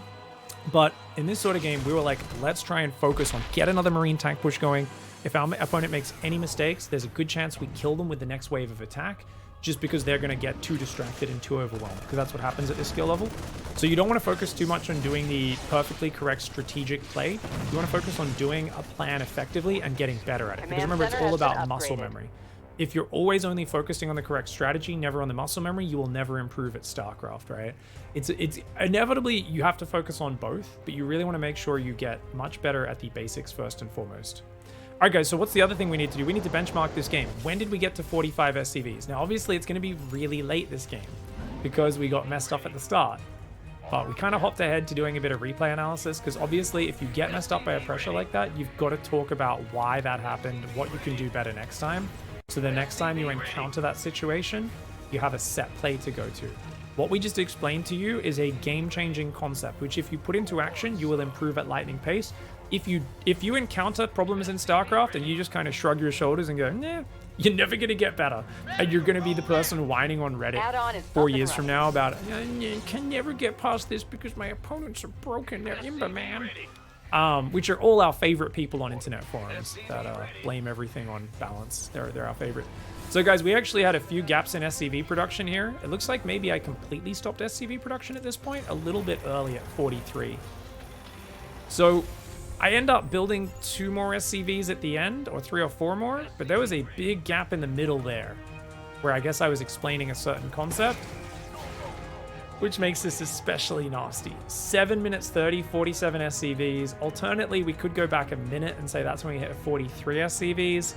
Both are like, wow. How many SCVs is it okay to lose, says Gus the Buzz? It depends how much your opponent commits to it, the attack. Generally, against that sort of attack, you can probably lose up to 6 or 7, as long as you shut it down quickly. Preferably only 3 or 4, but it depends on the scenario a little bit. Like, if they're committing even harder off one base, you can lose almost all your SCVs and still win the game. Yeah. All right, guys. First game benchmarking. ZVT. What was the opponent's name, guys? On versus Joe Canada on Dragon Scales. 7 minutes 30. Oh my lord. All right. 47 SCVs at 7:30. I guess we should say 7 minutes 30. 47 SCVs, but lost lots to Roach Attack early. And then when does our push arrive on their territory? I don't think we can really benchmark this one because he surrounded us after we moved out. and just basically took a good fight and won the game right there. Obviously, the opponent knows what we're doing. Doesn't need to worry too much about us surprising them with Battlecruisers or anything. Has only 3 queens and no spore crawlers. Even a few banshees, liberator harass, Battlecruisers, any of that stuff would have ruined their day. But this is why even a gold player here, who you can easily encounter in Silver League, they're going to be even harder for me to face because they're trying to counter my build.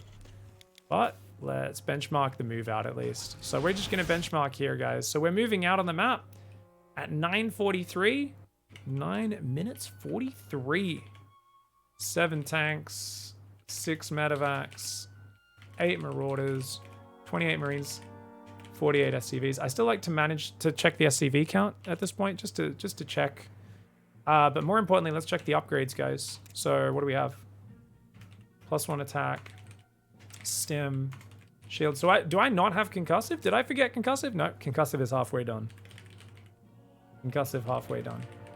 That's a pretty good little benchmark there. You write that down, and then you can compare this game to game. And this is a really good thing to start putting some numbers in your mind so you can really understand.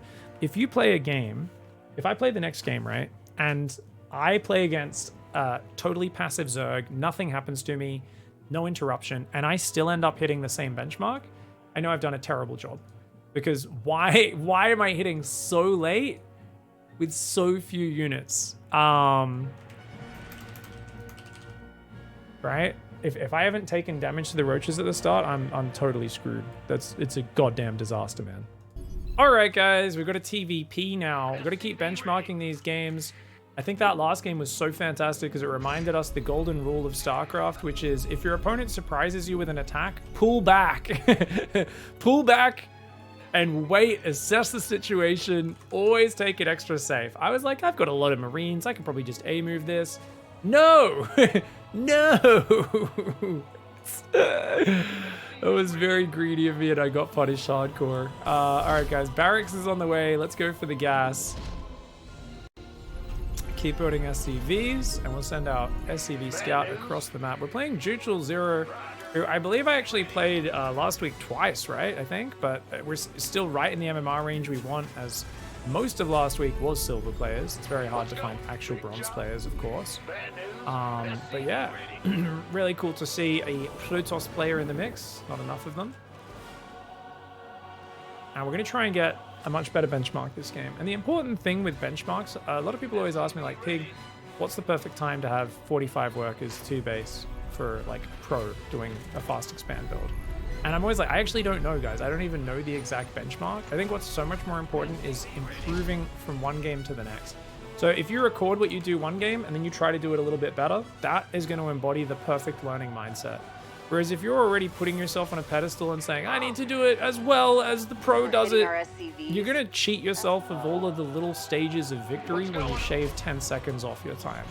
When you hit a little bit faster, when you get just a little bit better. Enjoy the basics. Enjoy those moments in time. Are under fire. Now, there's a lot of questions about this in the top left. Control-Alt-F to see that, guys. I just like to see that so I can see the server I'm on, as well as if the game gets a bit laggy, what my frames per second is. Right now it's 500 because AMD, hashtag sponsored. This is not a sponsored segment. I'm kidding, guys. I mean, I guess they do kind of sponsor my channel overall on Twitch. It's the thing. Anyways, do not need to give them shout-outs, but my new computer does have a pretty crazy frame rate, which I'm very happy about. All right, guys, we've got Marines building as well as SCVs. Let's talk more about the basics. Get that second gas. That looks like these Marines can come down here. I want to build a bunker, guys. We're not going to forget that bunker this game, so we can just chase those probes off. We did see an expansion. Remember, that's all I need to see, guys. All I need to see. Now, more SCVs, more Marines. Keep all these basic units queued up. This was a pretty tight opening. The reason the factory is so well timed and everything like that is because I only queued up one SCV at a time. But now things are getting a bit bigger. I really need to make sure I'm building a few more SCVs. Let's get that orbital command center. Queue these guys back to minerals. Queue a few more Marines as well. Make sure these Marines are constantly queued up, guys. And remember, right click on the bunker, shift click back to the high ground. Now we can go for the tech lab and the starport, okay? But I really like that idea of, as you get more advanced, only have one SCV building at a time at the very beginning. And then the moment you get past like 2:33 minutes, queue up 3 SCVs, at least 2 at a time, if not 3 per command center. So the natural's finished now. So we can start dropping mules there. We can rally to the natural as well. Keep those Marines constantly building as well. I think it might have been Juchel who actually ruined me with an Oracle.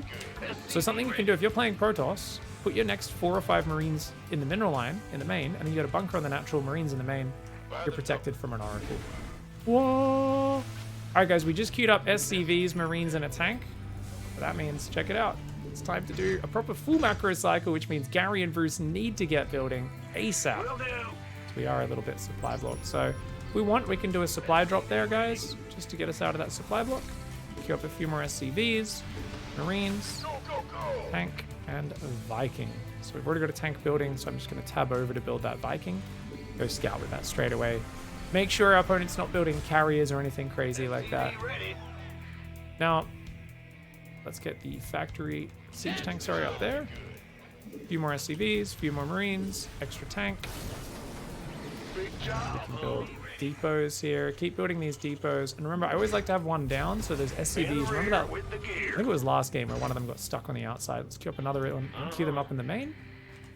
Now, it's getting pretty late, guys, and if it gets past about 5 minutes 30 without us SCVs and mules building... Oh, some adept shades just came. Hello. Anyways, build those SCVs, build a few more Marines, build a tank, build a reactor. If it gets too far past 5 minutes without us building those barracks, we can be in trouble. So just keep in mind, it's very dangerous if we spend too long without doing this. Anyways, no oracles come. I'm just going to get my army on this number 1, get the Viking on number 2, send it for a scout. And it's time to go for those barracks. We cannot wait any longer. There we go. Now we go back to a macro cycle right after that. SCVs and mules, Marines, tank, and medevac. We don't have money for that. That's fine. So just queue up a depot. Queue up another one as well. Just giving ourselves a nice big supply gap. Some people say, isn't that too much of a supply gap? When you're at low level, you want to have a bigger one. As you get better, you can try to narrow that supply gap, keep just a small one. But for now, we want to give ourselves a little bit of room for error. Now, we want to do another macro cycle, but check it, guys. We are at a good supply count, so we don't need just mules, Marines, tank, and medevac. Let's get the double gas. Not to mention the engineering bay here. What did we scout, guys? We scouted 2 robos and a twilight. Now, for those who don't know, robos are the big buxom breasts of PROTOSS, and if they go them, you need to counter it with... Doesn't matter. Doesn't matter, guys. It's just these are tech structures. It doesn't matter. Don't even think about it. The only thing we care about is if we see like 3 Stargates building, you know, carriers or something like that. Only then do we really need to react. Otherwise, we're just going to keep doing normal things. Drop mules, build marauders, build Marines, build tanks, build medevacs. That's totally fine. Now, I'll give you guys the theory anyway, because, hey, we might as well get those depots as well. Just to improve your knowledge, right? We might as well give you the knowledge of what these things mean. So, robos are going to build Immortals, Colossus, big ground pounding units, disruptors as well. Twilight is going to give them the upgrades for their gateway units, like the Zealot Charge, which makes them run faster and charge onto enemy, as well as Blink. If your opponent goes Blink, count your lucky blessings. Stalkers are the worst unit in the game until you actually play players who have really high level micro. So if your opponent's building Stalkers, smile to yourself. They're dumping their money into pretty much the worst unit they could possibly build. So unless your opponent's a top Korean pro gamer by the name of Parting, you're going to have a good time. You're going to have a very good time. Alright guys, we're just keeping the depots building. We've got lots of Marauders and Marines queued up. Build another tank, build another medevac or 2. Yeah. If you're ever like, well, I want to do a bit more active scouting, you can scan. At this point, we're getting close to the point where we move out. We're queuing concussive shells, right? Scan, try to see what their army looks like. Their army looks like it doesn't exist, as far as I can tell, guys. Let's send the Viking to see if they've got a third. Okay, there's their army. So they've got Mass Sentry Immortal. Cool, guys. So sentries, those force field guys, as long as our tanks are sieged, we should be fine. We just can't headbutt into that army. A few more Marauders, Marines, tanks, and medevacs. More depots, and I think it's got to be go time, right? Stim and shields. Yeah, we've got about 40-50 seconds until all of our upgrades are done. So let's unsiege the tank, unload the bunker, lower the depots. That was a little bit quick. Slow down, pig. Box everything. Control 2. Oh, a bunch more guys just popped out. Shift 2. All right, guys, we're going to move only to here. Because we saw his army was outside, I think he wants to ambush me. We can also scan when we move out, because there might be an observer watching me, but no, it looks like he's just gone for the adept. All right, more Marines, more Marauders, more tanks, and medevacs. Move these guys down as well. And uh-oh. Stim and siege the tanks, guys. Pull back, because he could split me up with force fields, so you don't want to chase too far away from your army. And now, it's going to be hard to move into him. So what you can do in this scenario, where he's trying to jump on me, and those zealots, you can see the zealots are moving quite fast. If you ever want to know if the zealots have charge, hover over this. If the movement speed is in yellow, that means they have charge, much scarier than slow zealots. Complete. Now, in this scenario, how do you get across the map? They're pinning you. And this is an advanced technique called the distraction squad. So first of all, let's just queue up a few more units. All you want to do is you want to basically just grab some units, put them in the medevac, click on the ground, get the medevac. We're going to dump it on 0. We're going to queue that around the map to drop his main base. We're also going to tell it to boost. And the whole idea here is that's going to force him to go deal with that, and then hopefully our main army can move across.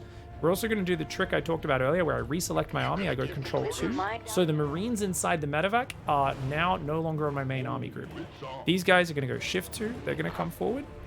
And if you don't want to keep wasting scans, guys, just grab a few Marines. Stim, right click, and he's still out here. Oh, hello, he's coming for me, so stim and attack move for me.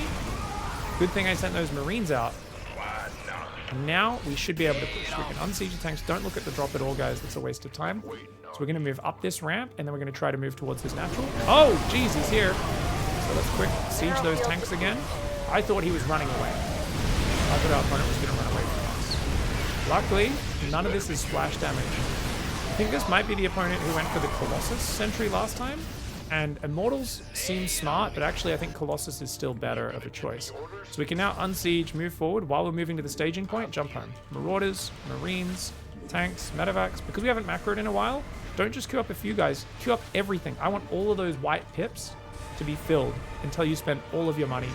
Queue up 2 more depots, and then go for it. Now, our opponent didn't notice the Marine drop killing all of the workers in his main, I believe, guys. Let's scan the front. And we can try to stim in. Sentries don't do damage on their own. They're really weak units. So we can just try to move right in and then attack move. If there was damage dealing units, that's the dumb move, because then we're trapped, right? And all these guys die. But if we just stim and attack move, and it's just sentries, totally fine. And we actually moved right up to try to get past the force fields, because if we just attacked, our units would have got stuck behind each other. So the Immortal Sentry there, the Sentry's a very fancy unit for splitting up the army. But you need splash damage to deal with a big force of Marine Marauder as PROTOSS. The Immortals technically beat Marauders very well, and they technically beat tanks. That's because the Immortal does 2.5 times damage to armored, which is insane, right? 2.5 times damage to tanks and Marauders that are armored units. Marines, not so much. Zealots are a decent unit for charging as well, but the problem is Zealots and Sentries don't work well together because Sentries force field your opponent's units to kind of hold them at arm's length. You could argue you could use them to trap, but you really never need this many sentries. These are a spellcaster unit that's very expensive on the gas, very low on the stats. He had Colossus or Storm or Disruptors instead. Something like that could land big killer hits on my army. But without having any splash damage, he's going to really struggle to engage with this sort. So it's a very clever sort of ambush style that Juchel's going for. But would actually be better off making even just like Mass Zealot Archon that he can just attack move on top of my army. Doesn't require any fancy spellcasting. If he does want to use sentries, probably a maximum of about... I think when you're learning, it's good to get more. Get 6, 7, 8 sentries, just so you have more force fields to use. But going 16 sentries is just silly, because they're not actually good fighters. So that kind of costs him a bit there. Just remember, though, if your opponent's in your face like this, they're trying to ambush you, the distraction squad is amazing. Sending a drop across to their base around the edge of the map, or even 2 drops, it's going to force them to multitask a bit, and most players really struggle with that until you get to very high level. Let's benchmark it. When did we get 45 SCVs and stop building workers, guys? Let's check.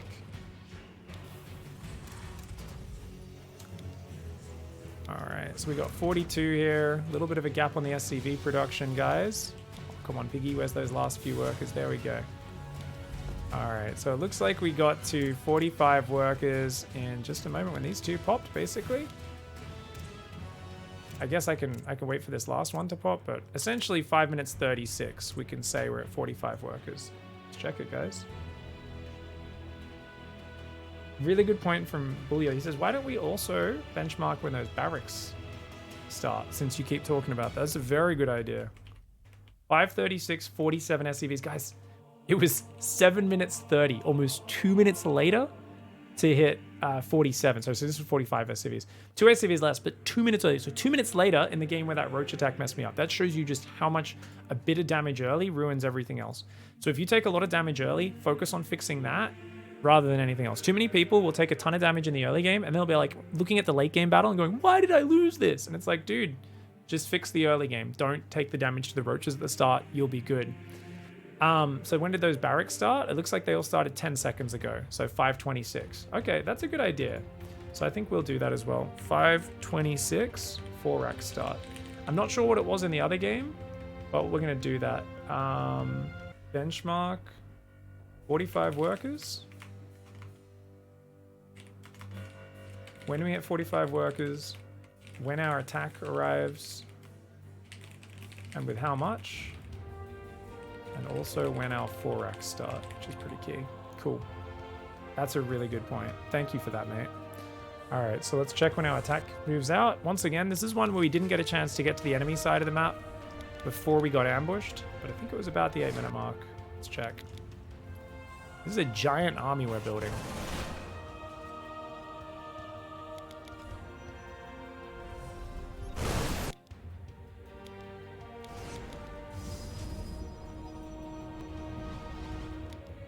All right, guys, so let's just benchmark it at this point. It's nice and easy to just use the units tab to count up your units.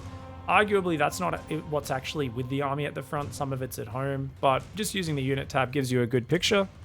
So Stim actually finishes right here, so we can just pause a second later. Luckily, Stim just finished in time. But yeah, let's do that, guys. Very nice. 8 minutes 35. 7 tanks. 5 medevacs. 4 marauders. 51 marines. Stim, shields, and +1. Concussive, half done. Compare that to the previous game where we got messed up early. It was 9:43, almost a minute later. We had 1 more medevac in that game. And we also had 4 more marauders. But we were down 20 marines.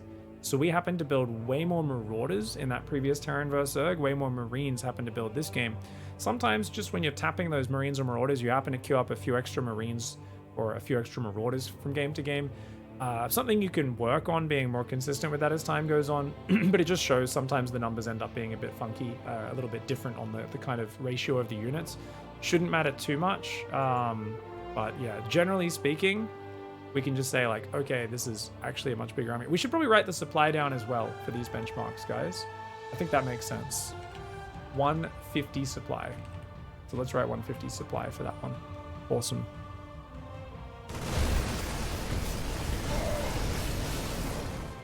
What do we look for in scouting and cheese? At what level? So basically with our scouting, the two things we're looking for, first of all, is are there buildings in their base? So if their barracks isn't in their base or their gateway is not in their base, it means they're proxying us, right? And we have to respond.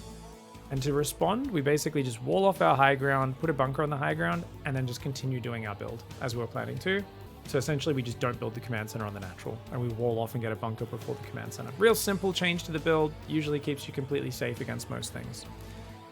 We also hide our SCV behind their expansion. So if they don't have an expansion at 3 minutes 30, we scan their base to see what they're doing because, you know, one base play has a lot of options. So you want to try and figure out, are they going one base battlecruiser or are they just doing a basic rush? It's going to be a ton of Marines arriving at our base. What is it?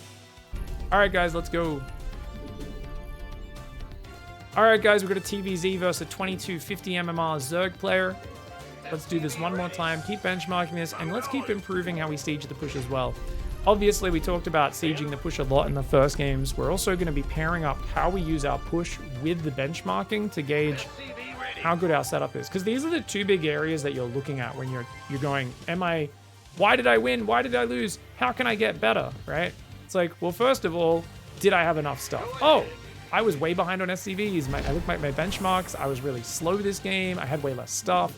Okay, that makes the game really hard. That gives you an area to improve at. But you could have hit your benchmarks really well, had a really big army, done very nicely, but then taken the most god-awful fight of all time, thrown your army into the meat grinder. And it's in those scenarios we're analyzing how the battle went and how we used our army. That's going to be the big main area for improvement, right, guys? So these are the sort of things you want to be starting to focus on. And that's why today is all about giving you the skills to understand the basics of where you can kind of self-improve. Oh, am I building things correctly, or am I just way behind? We're still improving at the builds and the fundamentals from last week in Bronze, but we're understanding a little bit more how to gauge how well we're doing and how to track that progress. All right, guys, let's go down for our expansion here. Now, this guy, we don't need to keep chasing him, so just come home. We already chased him off. We see an expansion, so this guy can immediately come home as well. Just queuing these workers back while waiting to get 400 minerals. And we can now get that. Add to the camera location. To the hotkey, sorry, send to the camera location. Third base, fourth base, fifth base. Build an SCV, build a mule. Get that depot going. Queue that straight back to mining. And add-on complete. We saw the hatchery. That's all we need to see, guys. If there's an expansion, it tells us you can't have an expansion this early if you're doing a 12 pool, if you're doing the fastest possible spawning pool, you know. So we've both done our early cheese scouting. Is there the fastest possible spawning pool? Is he rushing me? And we've done the 3-minute 30. Has our opponent expanded or not scouting? Which basically means we've seen everything we need to see. Now our scout's going to build a bunker here since he's coming back at the perfect time. All right, build SCVs, build Marines. All right, we've got the factory on the way. We can set these rally points. Build a second gas. Now, there's an overlord there, guys. If you see a big red dot on your minimap or in your base, you can just shoot it. I don't necessarily want to kill it, just because I want to be nice to my opponent. But we're going to push it back for now. And then these guys can get in that bunker when it finishes. So just click on that bunker. Go there. Let's get an orbital. Build SCVs, build mules, build Marines, build a tech lab. Want to build a starport next. Yep. Guys on gas. And you can see here, all right, we're getting to the point now where it's going to be full macro cycles, which means on our next macro cycle, we need to start building depots as well, right? So when this command center is done, we can do it. Just waiting for that. All right, queue up about 4 or 5 SCVs, a few more Marines. Let's get the starport, add that to the hotkey while I'm waiting for the siege tank money. There we go. Siege tank is on the way. And Gary can start our war. All right. I don't think we need Bruce building depots just yet, guys. I think just Gary should be fine. Build a Viking. Put these guys on the high ground. You guys know I prefer to do that just out of safety. So queue a few more SCVs. I already queued those Marines. I slightly did that out of order there. There we go. Queue a few more Marines. And it should be good. Let's build another depot. And we can just queue another depot straight away as well. Make sure we don't get supply blocked at all. We can also lower that front one. Let's put the tank up there. Now remember, he sometimes gets stuck on the Marines. So we'll just move him around the Marines and then queue him to siege up so he doesn't derp out. You ready for war? And we're going to do the zigzag. So what do we do, guys? We get the Viking A move. And then we're just going to zigzag some A moves across the map to try and kill as many enemy overlords as possible. More SCVs come in, more mules, more Marines, a tank, and a reactor. We queue up a depot to finish off the macro cycle. And then we can queue up one more depot with Bruce behind that, and then they can both queue up into the main. And you guys know what's next. Barracks time! So notice, we've only, by not queuing so many depots ahead, we're actually going to get our barracks a bit earlier this game. And that's going to be really nice. A few more SCVs, drop some mules, build some more Marines, build another tank if we can. We don't have the money, that's okay. And queue up these depots in the main already as well. Awesome. This feels pretty wonderful. Now, have I killed any overlords? No, but that's fine. He's just going out. If you really want to scout...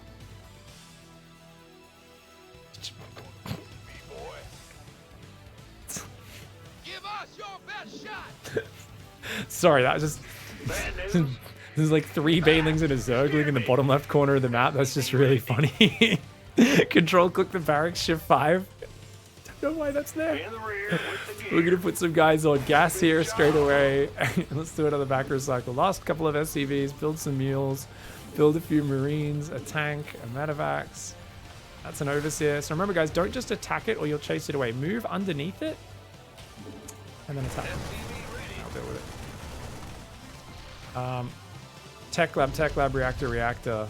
Okay, let's do another macro cycle, build SCVs. Wait, we're done with that, so just build mules, build Marines, tank, medevac, SCVs. Rear with the gear.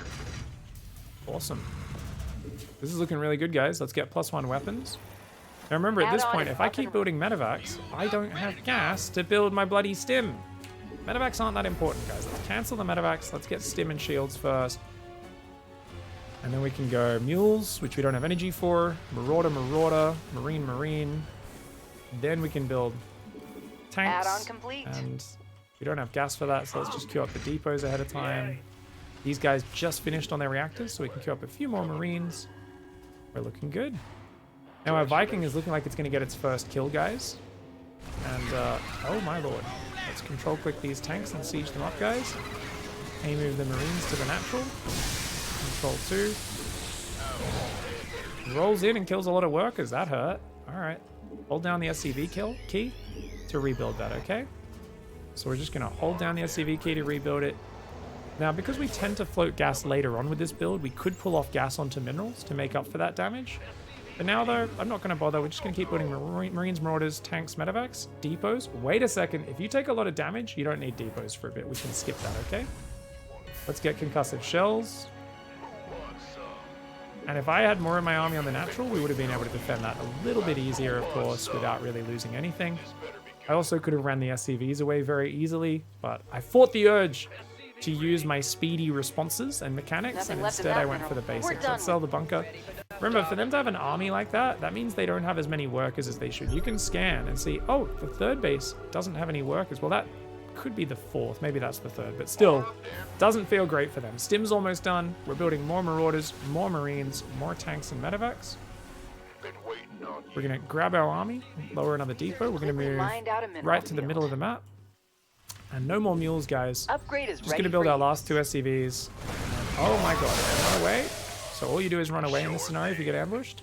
Siege the tanks, and then a move at it, okay? Sure. So he's going to go after my economy. Field attack. What you could do is try to spread the workers out a little bit. We're done with the research.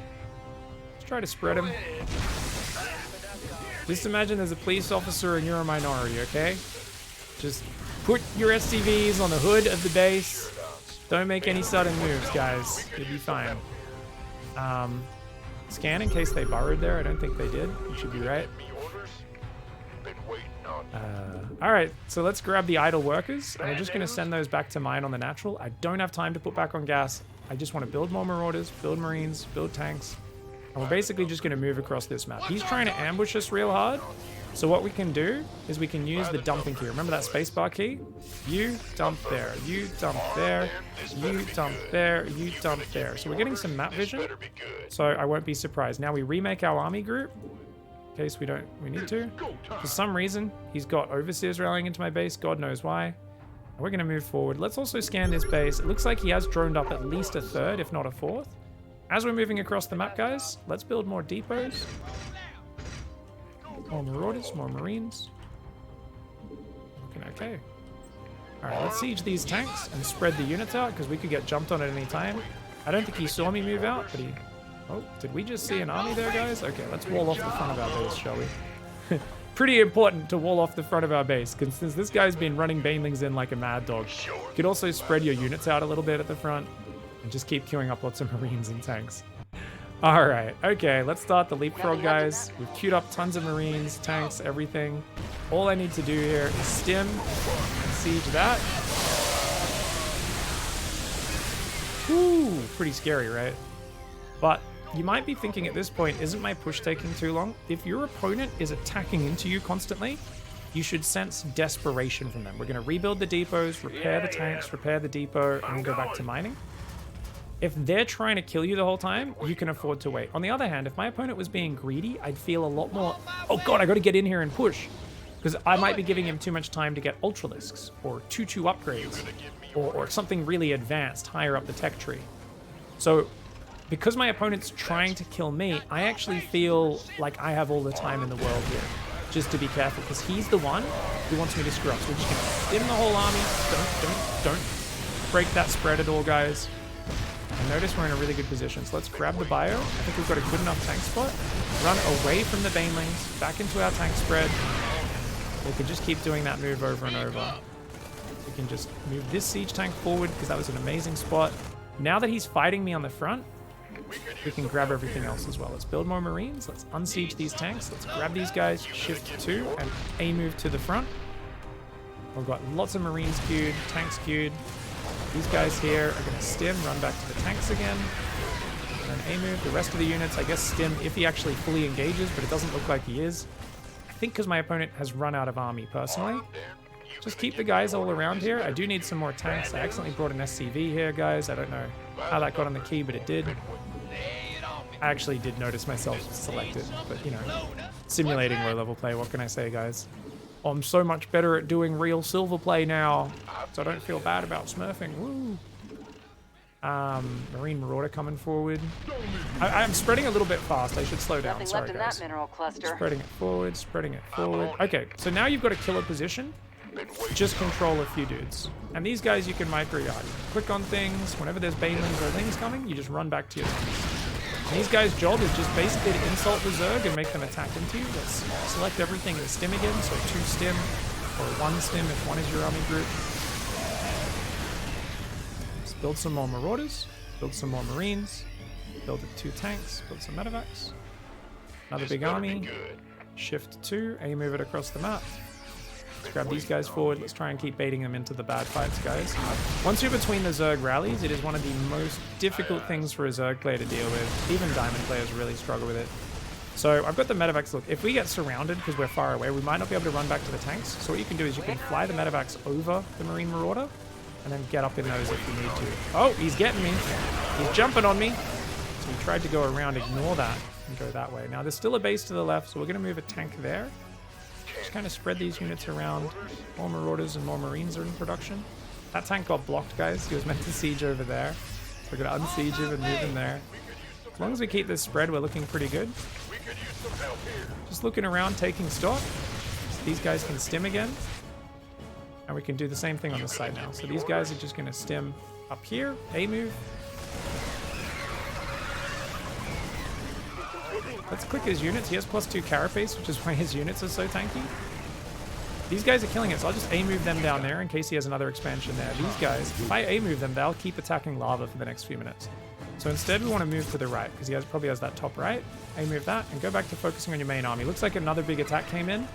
Looks like our army's still intact, which is good, even without us stimming it. Tanks, medevacs, Marines, and Marauders. Grab these guys. A-move to the front, shift 2. And he's got a base there. These guys are wasting time on eggs. Eggs and lava take forever to kill, guys, so don't bother fighting them. You can fight them when they pop. Otherwise, just move past, make sure there's no other edge bases. There's no need to unsiege and give up our position. We're winning the game right now, right? So these guys, looks like they're going to kill that base. The middle of the map is all mine. As long as I keep building Marines, Marauders, tanks at home, we can defend run-bys with our rally. We don't even need to raise the wall. Since we saw Lings run past, maybe we should. Maybe we raise the wall, siege the tank just in case, right? But as you can see, there are just, it's the discipline to never select my whole army. And you guys are going to be a little bit slower and more awkward in these scenarios. And you're going to say, I can't spread as quickly as you. Or I can't macro in the middle of it because I keep freezing up. Just build a system for yourself, guys. Spend a few seconds, siege, siege, spread, spread. Select the barracks. Build 6 Marauders. Hold down the Marine key after that. I don't actually have enough money because my main's now mined out, so I can't really do that too much. But anyways, let's lower the depots. We can unsiege the tanks. Shift 2. It's really time to win this game, guys. Sorry, we're taking way too long to do this. So let's move the siege tanks forward. We've won so many fights. We can do it way more aggressively. Mineral field depleted. And notice how we try to hug the edges if we can. These guys are a little bit clumped right now. Let's scan to get rid of the creep. Creep is very annoying. So if we put a tank there, units running out are going to have to go along the edge to get to these tanks, which is really bad. You can move a medevac in front. We can also just... Oh, he kept that base alive. Okay, we can stim to that one. And those guys can go all the way around the edges of the map, making sure there's no other bases. He's on 2 bases. He's pretty screwed anyway, guys. And then these guys can move forward. And we're just trying to basically bait the Zerg into bad positions until he takes the game losing engagement. Our SCVs are under fire. Oh, hello. So he did sneak a lot of units around. I shouldn't have done that. Okay, raise the walls. Try and get some Marines up on top. Try to stim these Marauders. He could just A-move them and kill those. Lings do beat those. Move. Looks like he tried to break me again. They're hitting our SCVs. These guys, once again, they're wasting time shooting lava guys. So if you click specifically, move under the overlords, kill all those, and then A-move around the edges to try to get home, we should be good. I lost my command center, which sucks, but I have such a giant army. We really don't need to focus on anything else. Let's just keep moving our tanks forward now. Doesn't have to be very methodical at this point. Just move them forward a few at a time. Move the bio forward a few at a time. Our base is And we under should be able to just win this game, basically. Yeah, we've got a bunch of Marines on the high ground, so they should be fine. Even if you don't stim those, as long as you just keep units up at home, you'll be good. And if I just raised my wall after moving my last army out, we'd be good. Our Now, base is notice under how the attack. real discipline here is not just stimming my whole army up the ramp to win the game. That's really hard to do, because like I know it will almost certainly win me the game. But what if there's 20 more Banelings and I lose all my Marine Our Marauder base guys? is under attack. Now that was a problem, because I queued that up and I got stuck on the Marauders, so now I'm blocking the ramp. Gotta keep moving these tanks forward. Spread these guys out a little bit. What about the spreads? How are you doing the spreads? Okay, this is a really good question. So basically, base is under your attack. units are clumped up. Box, about a third of them. Quick north. Box, about a third of them. Quick south. Hey, you've done a spread. If you can do that with just 2 boxes, that's totally fine. How are these guys? Did he drop Zerglings in my base, guys? Or do they just run past? Maybe they ran past. I don't know. Stim A-move there. I don't know what these guys are doing. I'm just going to keep going around the map, making sure there's no bases anywhere. These tanks we're going to move all forward. These guys are still beautifully Our base spread. is under attack. I kind of just want to leave them there so they don't die. Still Lings in my base. I don't know why. Oh my god. Should lift a building to make sure you don't get eliminated. Good idea, guys. Go put a building on the edge. Really well played, mate. Alright, guys. Looks like we can now just stim everything forward. That's really good patient practice. Obviously, I could push a bit harder there, a bit quicker. But because he was constantly trying to backstab me and jump on my army and ambush me and stuff like that, I really felt like all the urgency was on his side, not mine. So even though like losing those SCVs early was not great and stuff, his economy can't have been that good. And you can see here, equal workers, Zerg versus Terran, really good for the Zerg, for the Terran.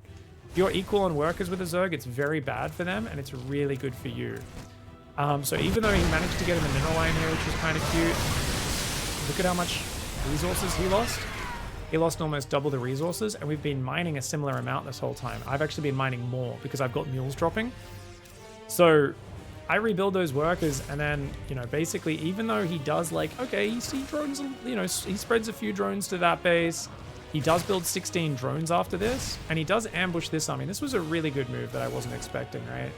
And this is where I get punished for not sending scouts ahead of my army at all, was this second... This big Baneling move caught me because I didn't have time to like stim. If I stim an A move, I lose my whole army here so cost inefficiently, right? This was really bad for me.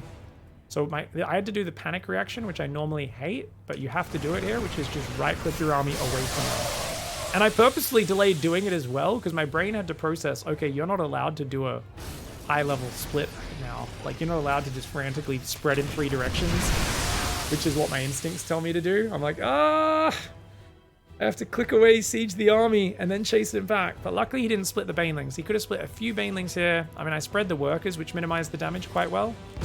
So all those Banelings actually only end up killing about 10, 12, 13 workers, which is nowhere near as bad as it could have been. And even though the opponent's now up 30 workers, he has no army, and I do. So I just kind of go, okay, well, we're still going to move forward. We'll re-wall our base in case he keeps backstabbing. And we're going to set up this, you know, really amazing position. And it's very hard for the Zerg to keep up. I'm up 50 supply. Technically, I could have grabbed my army and stimmed in here and won the game. But after what had already happened, I didn't know if there was going to be mass Baneling waiting for me. So we did it this way. And this ends up grossly cost efficient for me, man. Especially with repairing those siege tanks, rebuilding the wall. I was like, he is in the doo-doo. Now, if I move my tanks forward a bit more aggressively, we could have taken that central position faster. Even though sometimes you'll see me quickly click things, there's a lot of delay in between where I'm trying to just slow down the thought process, I guess, even though my hands still play a bit quicker than a lot of silver players where I'm trying to emulate what you guys are doing. But that worked out really nicely, man. So resources lost at the end of this game was brutal, man. You guys don't even want to know. It was more than 2-to-1 efficiency. It was getting close to 3-to-1 efficiency there as well. It was like 2.5. You're using shift click for your Marines? I was talking about spacebar. So if you guys missed it in the first show, basically the Bronze to GM Terran example I gave of like a standard hotkey setup with a few very nice modifications is we made create control group 10 and take away units spacebar. So just pressing spacebar, whatever it steals units onto control group 0. If you don't know how control group stealing works, that's these add to and create control group and take away units. So these take away unit hotkey customizations that came out in Legacy of the Void. I use them all by default with my standard hotkeys, but this way I've made it so I don't even have to use control. It's literally a single button press and it just steals them. So when I sent those Marine spotters out, I basically just select a Marine, press spacebar, and it's stolen onto control group 0. And I did that when I moved out to send a Marine in each direction so that I wasn't surprised by any more Lingbane ambushes. And yeah. Was there a moment in this game we should have done the single medevac drop? Not really. I don't think so. Because our opponent was kind of coming to us and throwing the kitchen sink at us anyway. And I think already having a focus on being a bit more solid on the defense while also having to move forward a push is already more than enough for our APM. Drops are always good if you can handle the APM, but yeah. Why would you use a dumping key instead of shift deselecting and then recreating the control group? It's just less actions, that's all. It can be nice to use both. Like I'll still use deselecting sometimes. It just takes a few more actions, whereas the dumping key is really nice to just chuck things out of your selection. Is it okay to queue up 5 units in a building? Not at the start of the game, but whenever you're very occupied elsewhere, absolutely. Especially as beginning players. So as the game goes on, if you're busy fighting for a while, you're going to float a lot of money. Queue up a ton of units. Just queue up as much as you can. Spend all your money, right? You don't want to be doing that at the 3-minute mark when nothing's going on though, because you have more attention available to just queue units every 20 seconds or 10 seconds.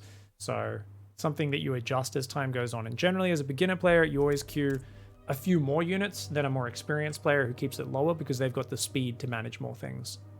All right, guys, let's check a few things. Let's get those benchmarks going because benchmarking is what StarCraft is all about. This is the secret to seeing improvement and feeling like you're becoming better at the game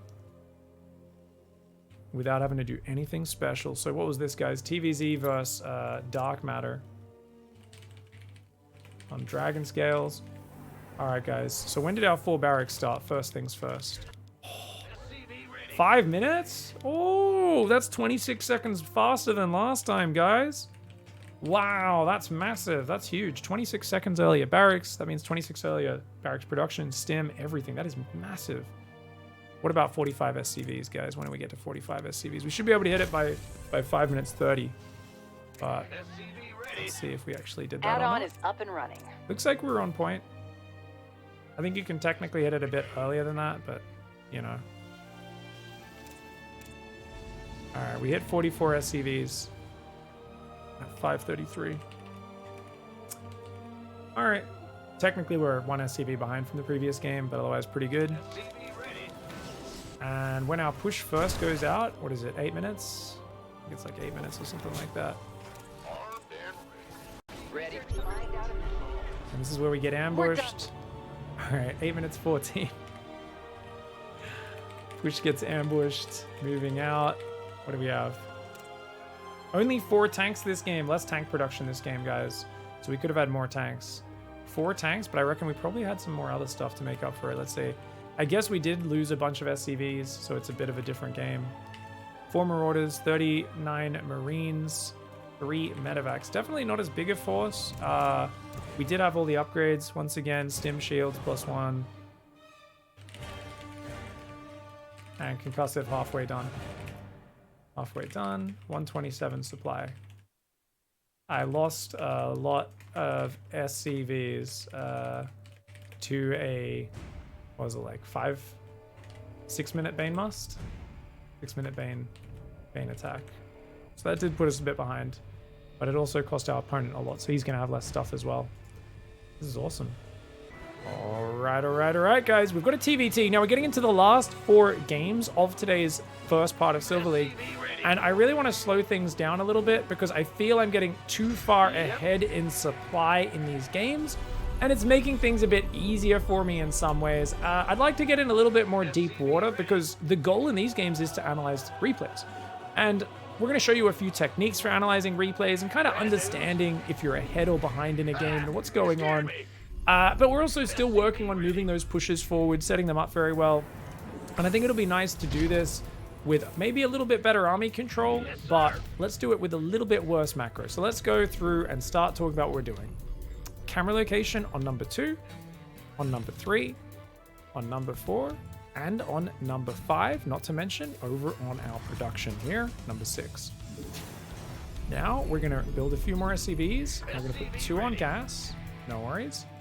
We're gonna make sure we queue up to 19 supplies. So this one is the 18 plus 19, that one. Beautiful. We can even change the rally point if we want to where those guys are.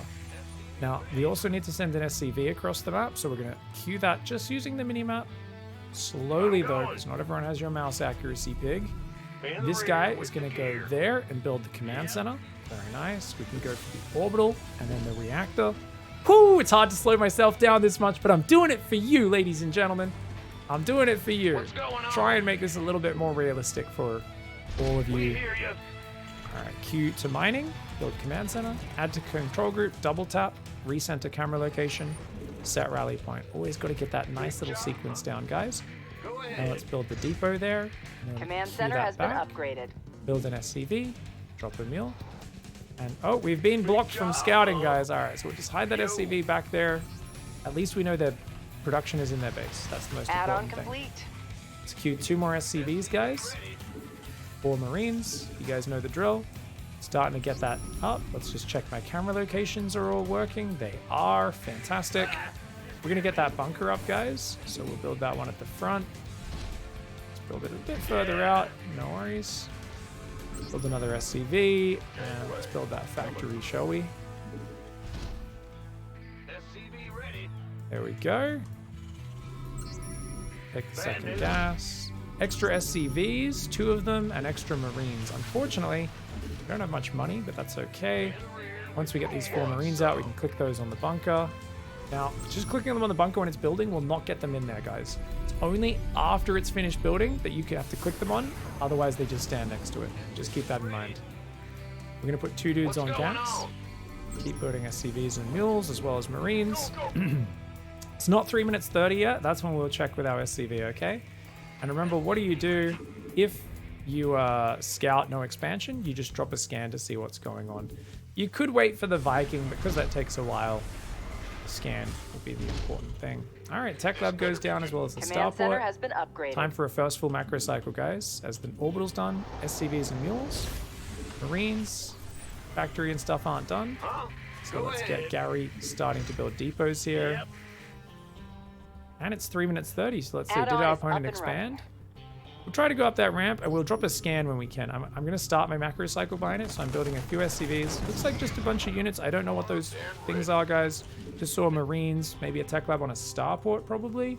Could be Battlecruisers. No need to overthink it. Just wait for the scan. That will tell us what we need to know. Tanks on the way. Vikings on the way. And that means we go for depots. Bruce can join Gary over there. And now we're between macro cycles. Perfect time to drop that scan. And that indeed, it's a battlecruiser, guys. That's a fusion core. Okay, so we're going to cancel the siege tank and build a cyclone instead. We're going to lift the barracks and move that over. Now, why are we lifting the barracks? Because you need to get your starport on the reactor. Let's do a macro cycle while we wait and rally to the natural. We're going to build a new reactor for this barracks. The starport, we're going to swap over to the reactor. Really important you do this or you're not going to be able to defeat it. We're going to make sure we'll leave the bunker full at the front, but everything else we're going to put on our main army key. Once the cyclone's out, it should be enough units to defeat the first battlecruiser. There we go, control 2. Okay. Now let's keep macroing. Build SCVs, build mules. We're only going to build the one Cyclone, guys. If you're really worried, you can keep building them, but I'm going to go back to tanks and just go back to my normal build from here. Add-on complete. Tanks, and then Vikings, and then we go double depot. Now, because this takes a lot of gas, you're going to notice I don't have enough gas to keep up Viking production for too much longer. That's okay. We're still going to follow my normal build just out of familiarity, guys. 4 barracks go down. After that, we're going to go double gas in the engineering bay. Oh, what's this? Okay. She's teleported in, so we're going to grab these other Vikings. We're going to move over here, guys. And we're going to try and hunt that down. This is why scouting if your opponent's on one base or not is important. Now, technically, I could pull back the weak Viking. We're just going to keep it simple. Move this down. Whew, we killed the BC. That is a huge success. Let's come back to the middle. Put all these units on a control group. The tank, I'm not going to put on a control group. We'll just put that at the front. We've been distracted for a long time, so it's really important to do a macro cycle. Queue up SCVs, queue up mules, Marines, tank, and more Vikings. No such thing as too many Vikings. We killed the first BC, so we probably could get away with stopping Vikings for now, but we don't know if there's more or not. So we're going to need to do some more scouting. We can also just send some SCVs across, guys, just to see what's going on. And let's put guys on gas. Queue up more SCVs. And, oh, we forgot to build depots there, so let's make sure those keep building. Control click the barracks, shift 5. We didn't get a chance to do that because we were distracted. Lots of little basic things in these sort of messy games. You just got to go around your base checking everything's okay. Now, my whole army's still on one hotkey, guys. As you get higher level, you probably want to put the Vikings on a different hotkey. We're going to keep it real basic for now. Wait a second, what? Thanks for the Bezos box. No expansion? What's going on? Let's scan that main base, guys. More Battlecruisers being built. Notice I'm checking corners. If your opponent's doing something really cheesy, you always want to check those corners. So we can see they've got that base up there. So what I'm going to do is I'm just going to send a squad of Marines. We're going to go Alt-0, or sorry, spacebar, move to the top right. We're going to go stim, shields, as well as +1 weapons, but my engineering bay never built. Time for a macro cycle. So we're going to just go mules. Few marauders, but mostly Marines, because Marines shoot up so they can help deal with Battlecruisers. And I'm actually going to start building medevacs, because as I stim my units, and we can queue up concussive as well, why not? We're going to need those. Let's queue up more depots here. Are under fire. And she's coming in from the left. Alright. Now my Marines are killing this. She's going to hunt down those Marines with the Battlecruiser. Well done. Now we can try to go kill that, because when it uses its teleport like that, it can't escape. So we could go up there with these units and attack it. We don't need to. Just keep building stuff. More Marauders, more Marines, tanks, medevacs, depots. Now you might be wondering, didn't you forget mules? No, no, no. Guys, it's almost time to attack. Stim and shields is almost done. Let's set our rally points to the front. Gather all these units that are kind of chaotically left around the base. Shift 2. We want to save energy for scans. So we can once again use this SCV. Nice thing about using an SCV to scout is it doesn't need you to remove it from its control groups. We're sending that around the left. We can go for that base, or we can go for the main base. Either way should work. We're going to go back to Viking production now, because we've got plenty of these units. And honestly, I do think it's amazing if you put Vikings on a separate control group, but I just don't think we're allowed to do that till we're in Platinum League. It hurts me inside, because I really want you guys and girls out there to learn good mechanics early. But I also want to be realistic. No one's gonna learn that. I can tell you to do something, most of you aren't gonna bother doing it. So I'm like, if some of you want to start learning 2 control groups, go for it. For now, we're just gonna move the army around, and if we really need to, we can control click the Vikings, tell them to do something else. This should be great. These guys are all here. Did you forget +1? Yeah, I forgot +1, guys. It's not a big deal in a game like this. All right, so we're gonna go take out the top right. This SCV will scout there. While we're moving across, what do? More Marauders, more Marines, more tanks, more Vikings. Now, what if the BCs teleport in and kill my economy, guys? Then so be it. That's just something I'm ready for in this game, okay? If it happens, it happens. Now, luckily for me, it looks like Maya did not make a planetary in the top right. She has an engineering bay. Maybe she clicked the wrong button, because that's obviously pretty bad for her. Just one Battlecruiser can't defend this. We're just going to move, stim.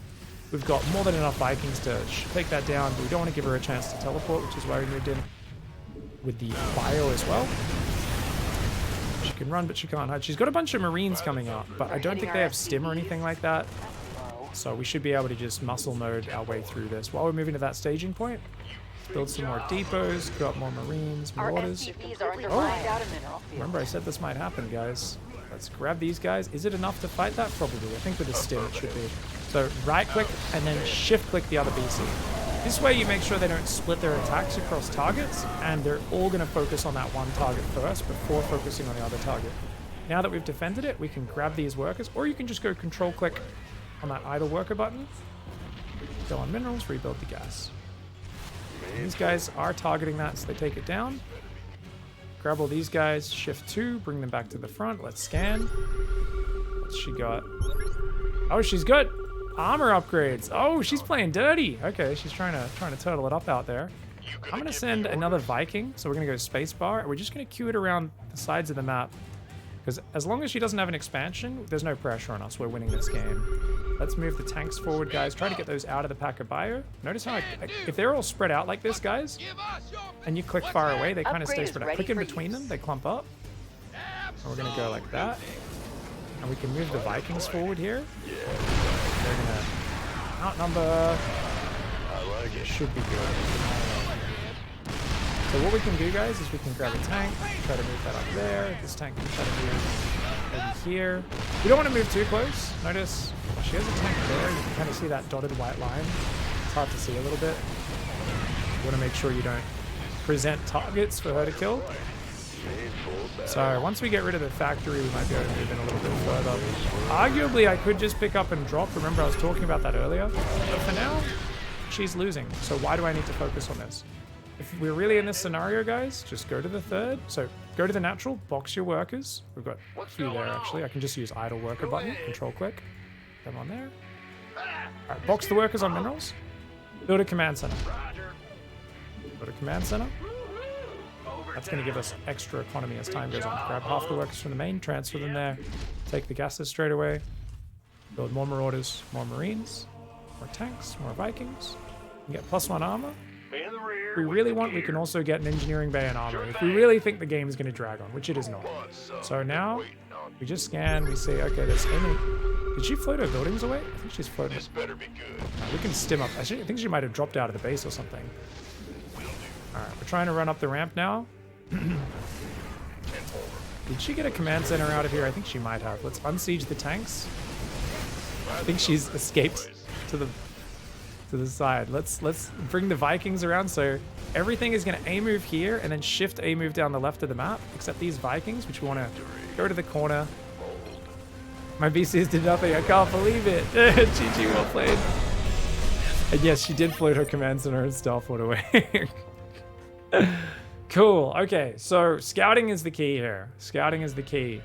So this is really useful. We really needed to run into this earlier rather than later. People are like, what? Why are BCs not happening? I always die to BCs. This is an example of a one-base battlecruiser. Remember, if we saw a normal expand build, they went BCs later, we would still be scouting with that Viking, which would give us a lot of information about this. But as it is, remember, if they don't have an expansion at 3 minutes 30, what do? We say, okay, drop a scan. I didn't have a scan available straight away, so I ended up scanning at about 4 minutes and going, How do we know it's a battlecruiser? Because the fusion core is there. Fusion core, thanks for technically, the it allows you to make Liberator range as well, but basically, it's almost always going to be a battlecruiser, especially because you don't need a tech lab to build Liberators. You do to build battlecruisers. So, what was the reaction there? What did we do that dealt with that? What was the armory for? I think maybe she accidentally built it. I don't know. Or maybe she was just planning to get borrow Widow Mines later. Basically, we just swapped the barracks, build a new reactor for itself, put the starport on that reactor, make Vikings, and we canceled the tank and made a Cyclone. I need to write this down, so I'm going to write this down in the next really quickly, guys, because this is a very important reaction. And these reactions, as we encounter them, get kind of written down in the notes. You can find them on the side. This one is reaction to one base BC. You should scout this when you see no expand at 3:30 and drop the scan. Fusion core is the tell. Okay? Though you can probably assume it anytime you see a starport with a tech lab if they're doing a really weird build. So that's kind of big. And what did we say the response was again, guys? We lift barracks and build new reactor. Swap starport onto reactor. And pump Vikings. Cancel tanks. Build cyclones. That's about it, really. Vikings wreck battlecruisers pretty hard in small numbers. So just that quick reaction, that little organized set piece is so important. And that was like a classic scouting into reaction sort of play. So that's it. Okay, so other than that, I do want to point out a few other things, guys. We wanted to do replay analysis, right? That was very specific, what I just talked about. I guess I'll show you guys in the document on screen for those who don't have the document open. Maybe you've not made the step to opening the document. I really advise you guys, as you're watching this show, follow along in here. Earlier, we had reaction to 5 roach pressure, and then we've got reaction to 1 base BC. These kind of individual rules and reactions we learn in each episode tend to be at the bottom of the notes for this episode. This is episode number 2, Silver 3. Basically, Silver Part 1, I should probably just call this. Silver Part 1, sorry, wrong keyboard. But yeah, basically that's just a nice clean little list. There's a reminder of how we should have scouted it, and this is the reaction. Lift barracks, build reactor, swap starport, pump Viking, cancel tank, build cyclones. This little reaction, these 3 steps, if that's committed to your memory, it feels so good scouting something and doing just a little adjustment like this, right? You just continue with the build off that. It is massive. But beyond that, guys, what about the replay analysis? So there's a few different rules with analyzing replays that you all want to learn.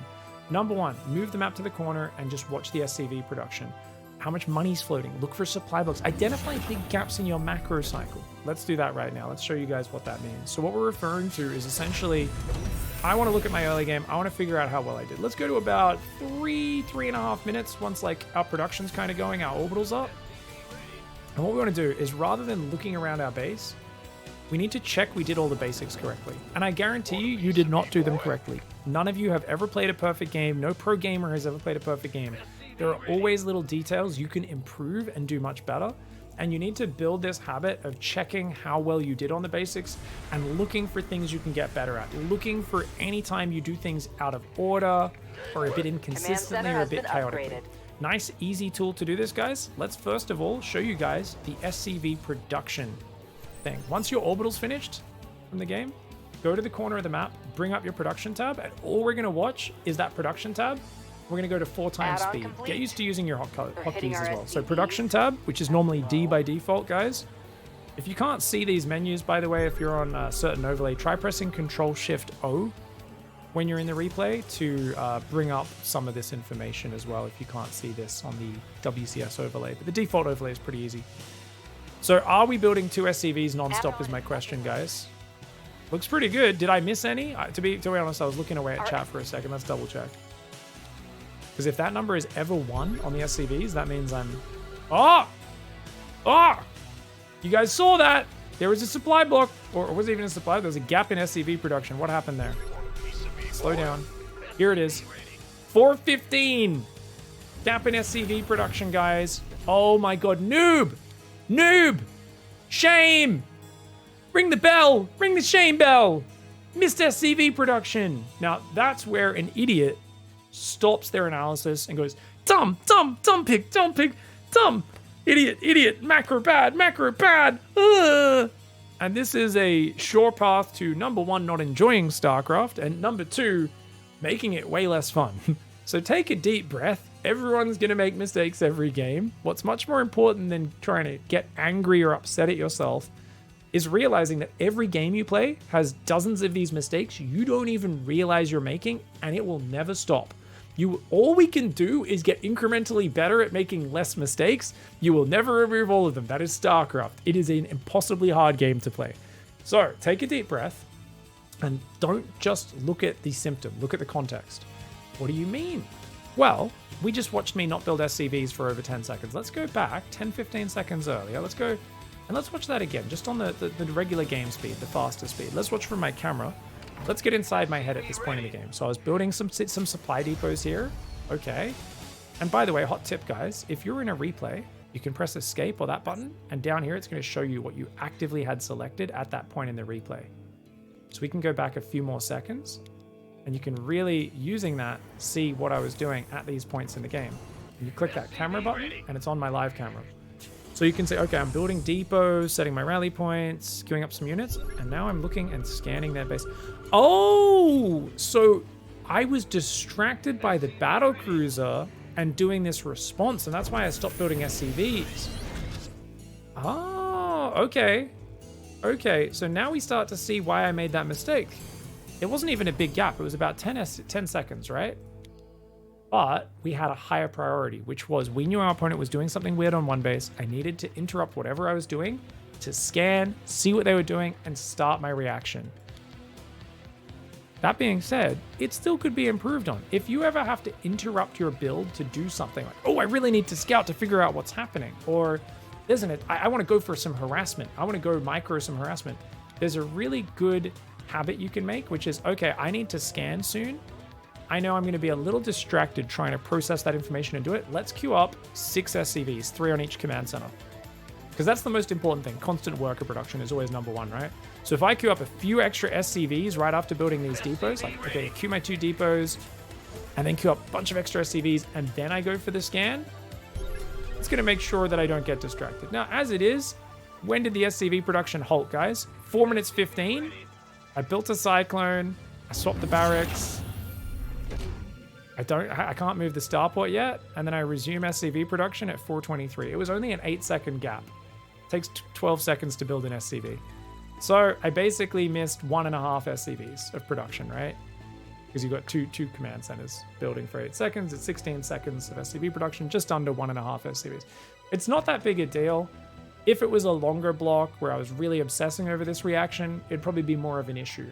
But it's just, this is the sort of analytical process you want to go through in your games, because a lot of you will find moments where you don't spend your money or build a supply depot for like a minute straight. And it's almost always going to be very easy to find, because you just go to the corner of the map, bring up your production tab, and watch for SCV production or watch for supply blocks or something like that. And you're going to notice that, oh, a Reaper jumped in my base, ran around in the circle. It didn't kill anything, but I was staring at it for 45 seconds straight, and I got supply blocked for that whole time, didn't spend any money, and floated 2,000 minerals. And this is like so common. And those people, they look at their replay and they go, I'm bad at macroing. I got to macro better. But they never say, wait a second, let's build a habit. If I see a Reaper circling my base, distracting me, A, move to it with the army, and then select my command centers, build SCVs, select my, do a macro cycle while watching the Reaper. Because normally you don't need to do any more macro than just A, move your army to it. You can keep macroing while you do it. Build that habit of, and then the Reaper does something fancy, jumps to the other base. Okay, I can select my army and A, move to the natural now to chase it. But you want to kind of program in these little responses that are as minimal as possible. You want to find the moments where you stare at something and obsess over it, because those are usually the moments where you're not confident in what you're doing in the game, and you're trying to figure it out on the fly. And StarCraft is all about programming responses for those situations, so you don't need to think about it next time. All right, guys, we're playing a TVP right now up against Pastel is Black, or just Pastel Black, sorry. Gonna build a couple of SCVs, make a natural, and 3rd camera location. Come home to build that supply depot, queue it to where the barracks needs to be built, rally back, build a few more SCVs. Let's make a 4th camera location, a 5th camera location, and the 6th camera location. Nice and early. Queue up a 16th SCV, then we're going to go barracks and then gas. Nice and clean. Oh, the second burp on mute was on purpose. Cryer, I was making fun of myself. I'm not that stupid. I'm pretty stupid, but I'm not that stupid. I accidentally, before, unmuted my mic, burped into it, and then muted my mic when I was talking, and then I was making fun of myself by doing it a second time.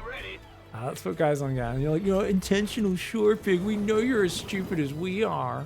All right, I am one of the people. Fine. Fine, Twitch chat. Fine. All right, let's go.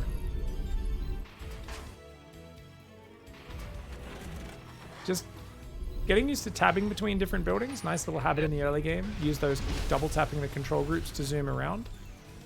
Let's build that command center. And it looks like our opponent already has a Nexus, so we can just grab our SCV that's scouting and already tell that to come home. Hit a shift command after it scouts the base. Yeah. Gonna build a command center, add it to the camera location, set the rally point. Very nice. Go ahead. Gonna build a new depot, rally that back to mining. Command center has been upgraded. SCV starts, Mule starts building. It's kind of funny because my OCD really tells me to double all these SCVs up, and I'm not going to be doing it probably until Diamond League, I would imagine.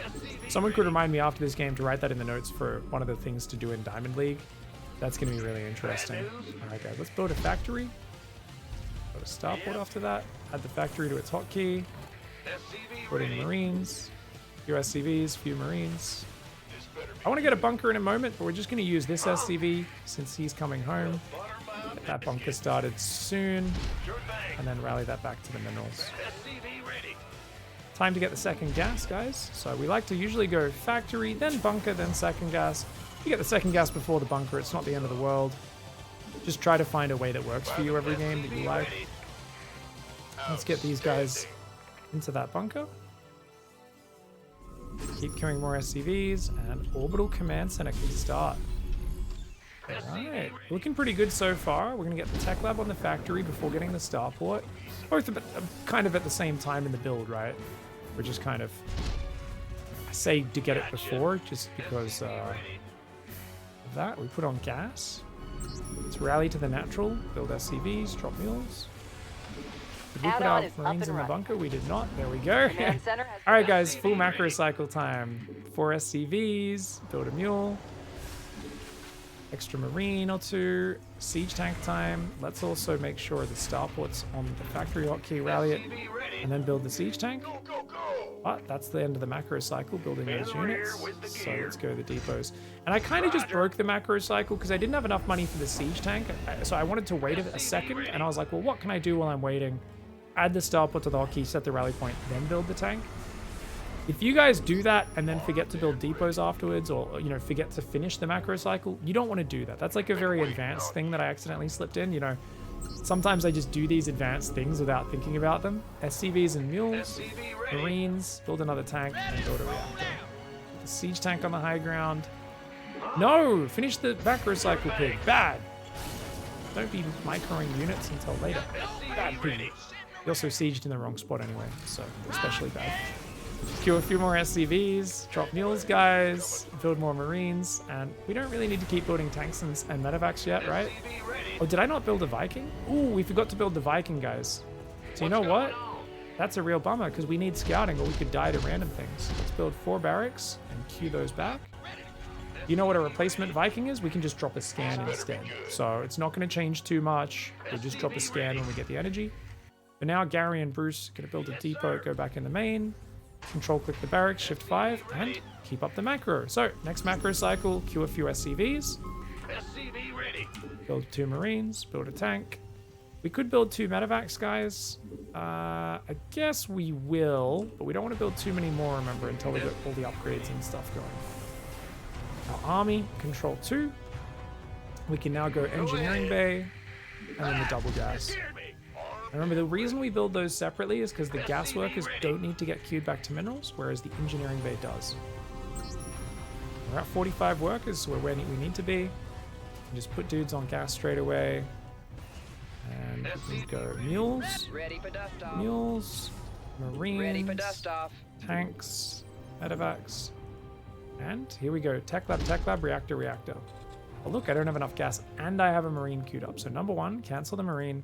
Number 2, cancel that. Remember, get your tech labs, your reactors.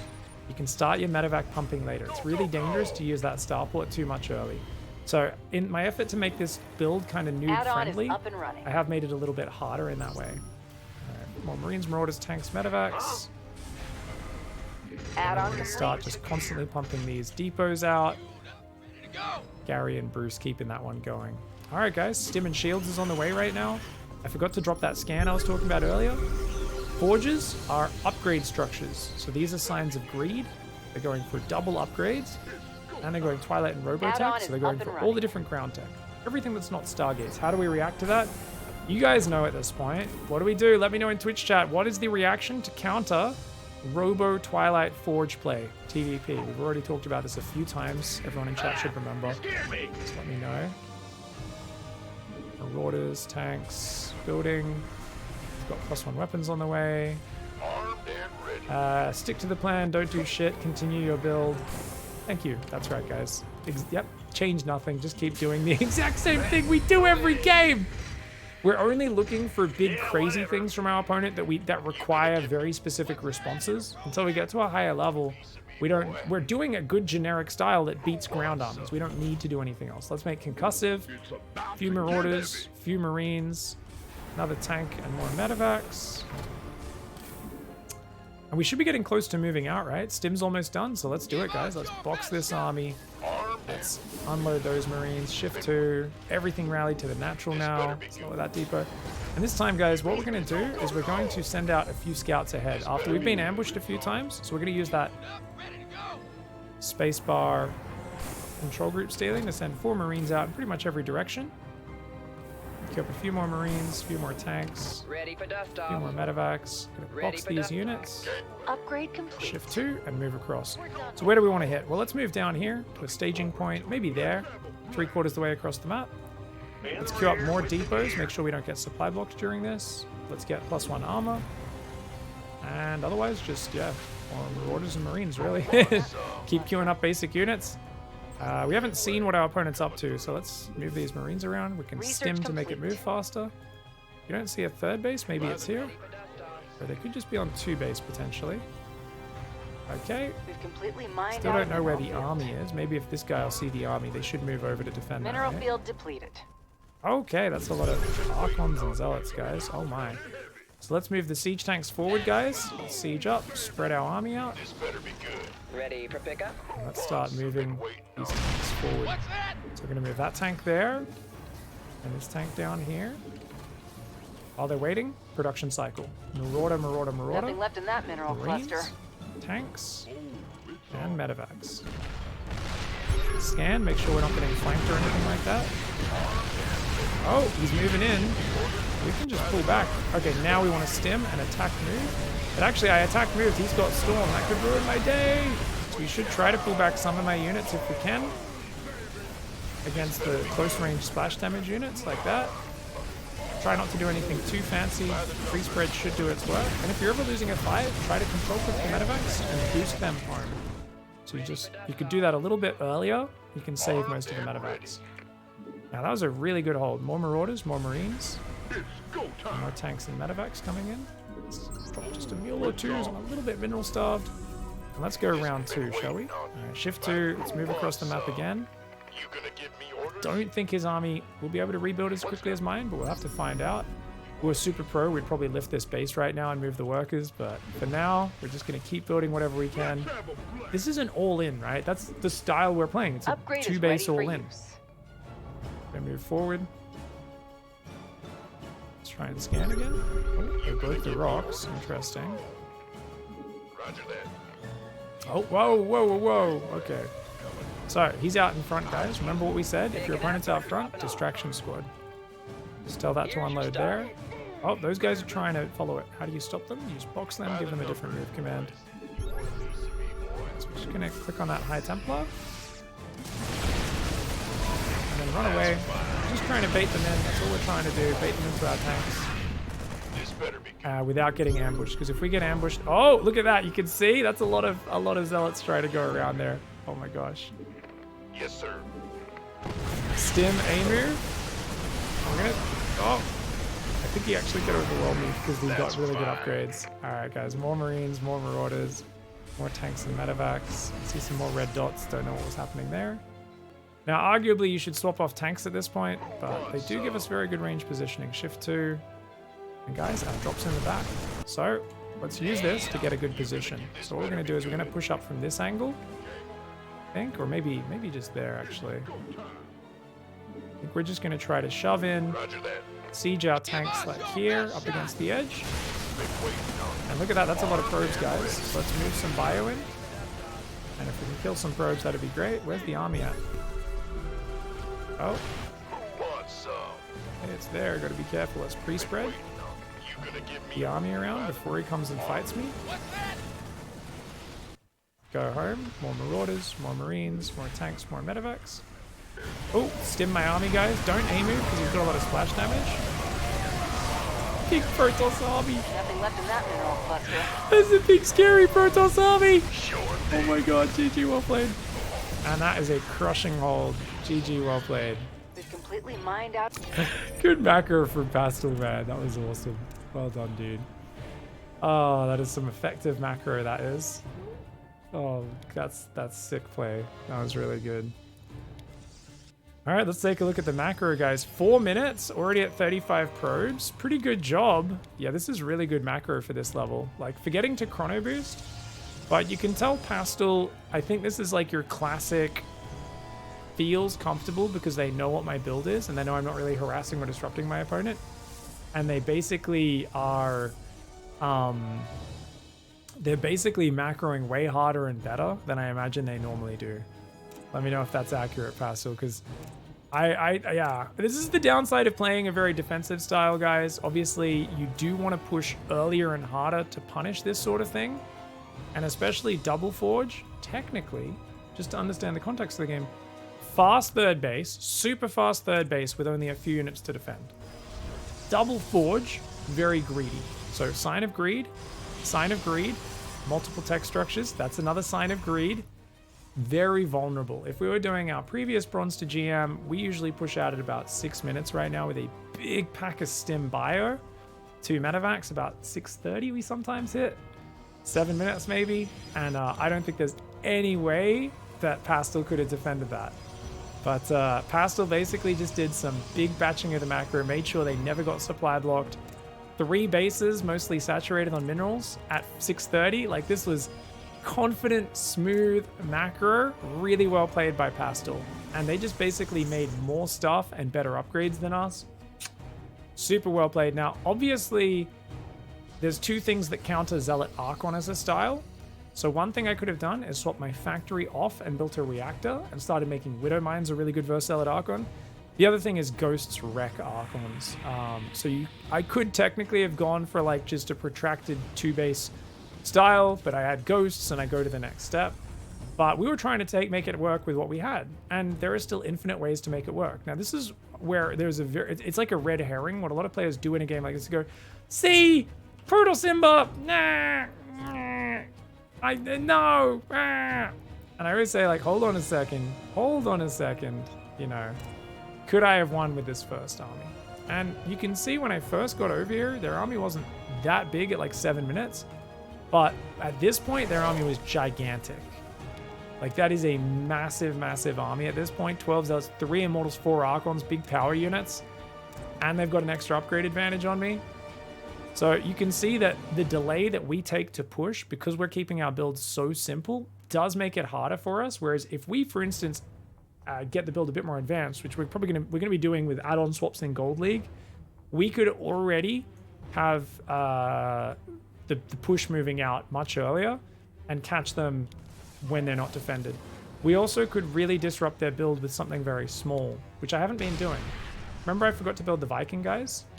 If we build a Liberator every game, which we're going to start doing later on, a Liberator harassment would really throw my opponent off their build in this game as well, and it wouldn't slow me down much at all. So these little things are ways I could have completely thrown Pastel off their build, but because I'm not interacting or harassing them at all, and I'm letting them be very greedy, they got away with it. Now, a lot of people will say, like, how do I beat this then with this build? And I would say, if you play against someone who plays exactly like Pastel plays, with this build order in Silver League, you should lose. And people will be like, no! I need to win every game, Pig! It's not a good guide unless I can win every game. There's one assured way to win every game. And that's something I don't want to teach you guys because it's the Black Lotus, it's the dark arts of StarCraft. I made an oath years ago to swear not to teach anyone it. Because it's an evil magic. It is a dark way of playing. Do you know how? You have to uninstall the game. That's the only way you're able to win every game. We're just not going to beat this with the way we're playing right now. Unless that first fight wins us the game. And the first fight was pretty close. We just didn't quite have enough. Pastel backroad well enough. Pastel beat us. I don't think there's any huge lessons other than to say, hats off, Pastel. You out macroed me. GG, well played. What did we just do, guys? We just wasted so much time obsessing over this game. This is a waste of time. You should never look at losses and think about them. Pretend they don't happen and protect your very fragile ego. It's the most important thing. No, we should be analyzing the replay. Check SCV production. I know I missed some SCVs in this game, so let's go check the SCV production. 4 times speed, guys. So let's not even do 4 times. And remember, from 330 is like when the orbital finishes. The orbital just finished. So about 330, we have 2 SCVs. So that's where we're going to start checking it. You guys let me know if you see any SCVs being missed. Looks good for now. I don't think I really need to write too many notes on this. I think we can just kind of break it down visually. So I won't write any notes for it. Oh, why are we, what? Pig! Pig! Already? Dude, we just started building SCVs 2 at a time. You're already forgetting SCVs? What's going on? It's here, right? Yep, so from about 348. That was about 8 seconds without SCVs. Why did that happen, guys? I don't think there's a good reason. We go back to about just a little bit earlier. Alright, so we start building 2 SCVs. We're on my camera.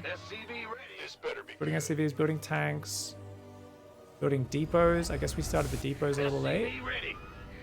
And for some reason, I'm adding my starport and factory to my hotkey and then doing another macro cycle. I guess I was just a little bit slow. I think that was just me playing slow. I don't think there was any big distraction there. I just was a little bit slow. And if you're not queuing up 3 SCVs at a time, then that's a problem. See there, we just missed another SCV. Why did we miss another SCV? I think we can see the real reason is because I'm only queuing 1 at a time sometimes. So if you look at that, I queued 2 and 2. So that time, I should have been able to get back in the 24 seconds to queue up more SCVs. I was just a little bit slow with like the depots and the add-ons. So a little sloppy from me. Should have just been a bit quicker on that. Okay, that's just me being a little slow. But the next one, notice how I only queued up 1 SCV on the natural. That's why you always need to queue at least 2, if not 3 SCVs per command center. Because there's no way I'm going to get back to doing a macro cycle in less than 12 seconds. There's just no way. Not when I'm trying to emulate a silver player. No way. There's no way. So we always want to queue up 2, if not 3 SCVs. So I was slipping into pro gamer habits of queuing less SCVs. I ended up queuing more in time there, but I also queued, once again, only 1. Which means a few seconds later, downtime. Command center downtime. See, so that's sloppy. And then finally I queue up a bunch more SCVs. I think because I realized I was missing a bit too much SCV production. That's really interesting. And did we hit by 5 minutes 30 the 45 SCVs? Let's check. Looks like we're a little behind this game.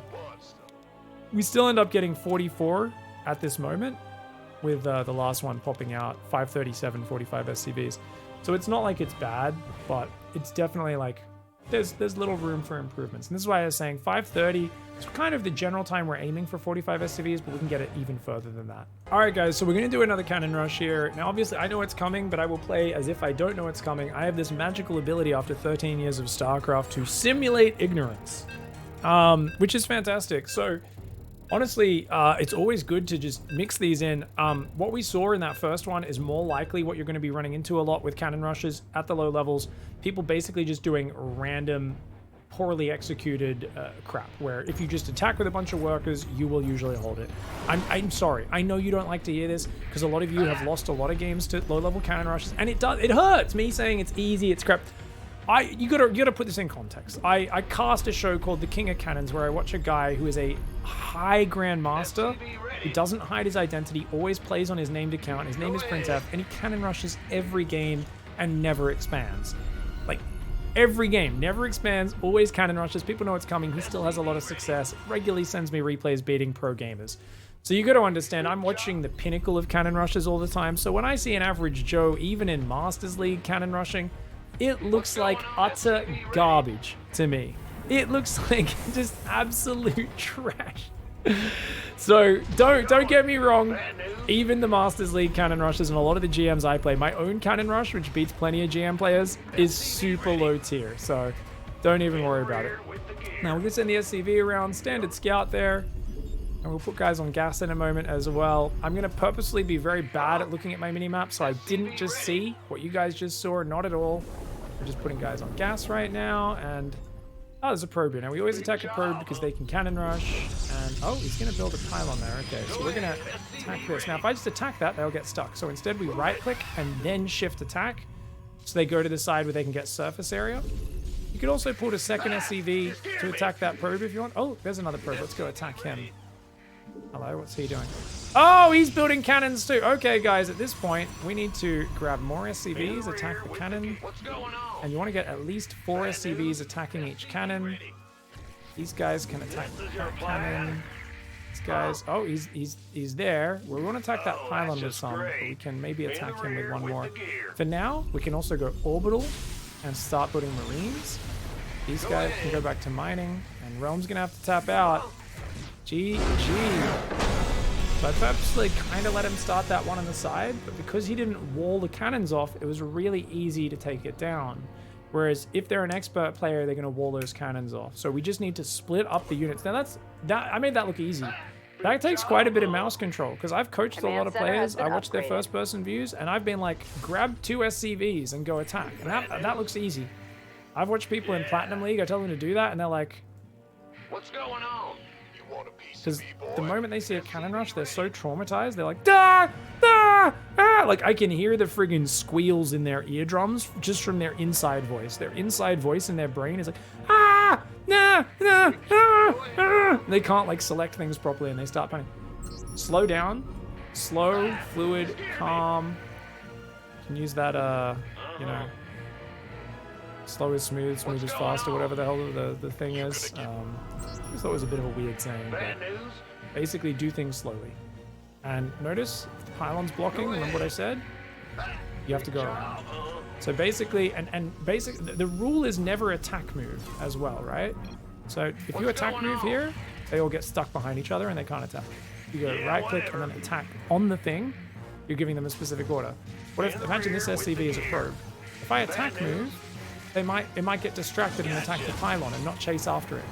We have to attack left click or just right click on the specific target. So you can just right click if you want, but if you attack move, your units are going to start chasing the wrong things and they're all going to start doing dum-dums. So what would be probably better, I think, for people is like if you start building cannons from out here or something like that and start building a reinforcement. But if someone does that, guys, it's really simple. If they're not building cannons in your face like this, do you know what I do as the Terran? I just build my command center on the high ground. Like I build a bunker at the front if I really need to feel safe. And I just build the command center on the high ground and then I go factory and second gas and then starport. Do you guys know what I build out of the... I just do the same build. I just do it on the high ground. If they've got cannons in the natural, and then I just break out with a siege tank and just build up into my barracks count and stuff like that and should be good. That's technically, if they're doing void rays or something, there might be some fancy follow-ups, but for the most part, you should be fine.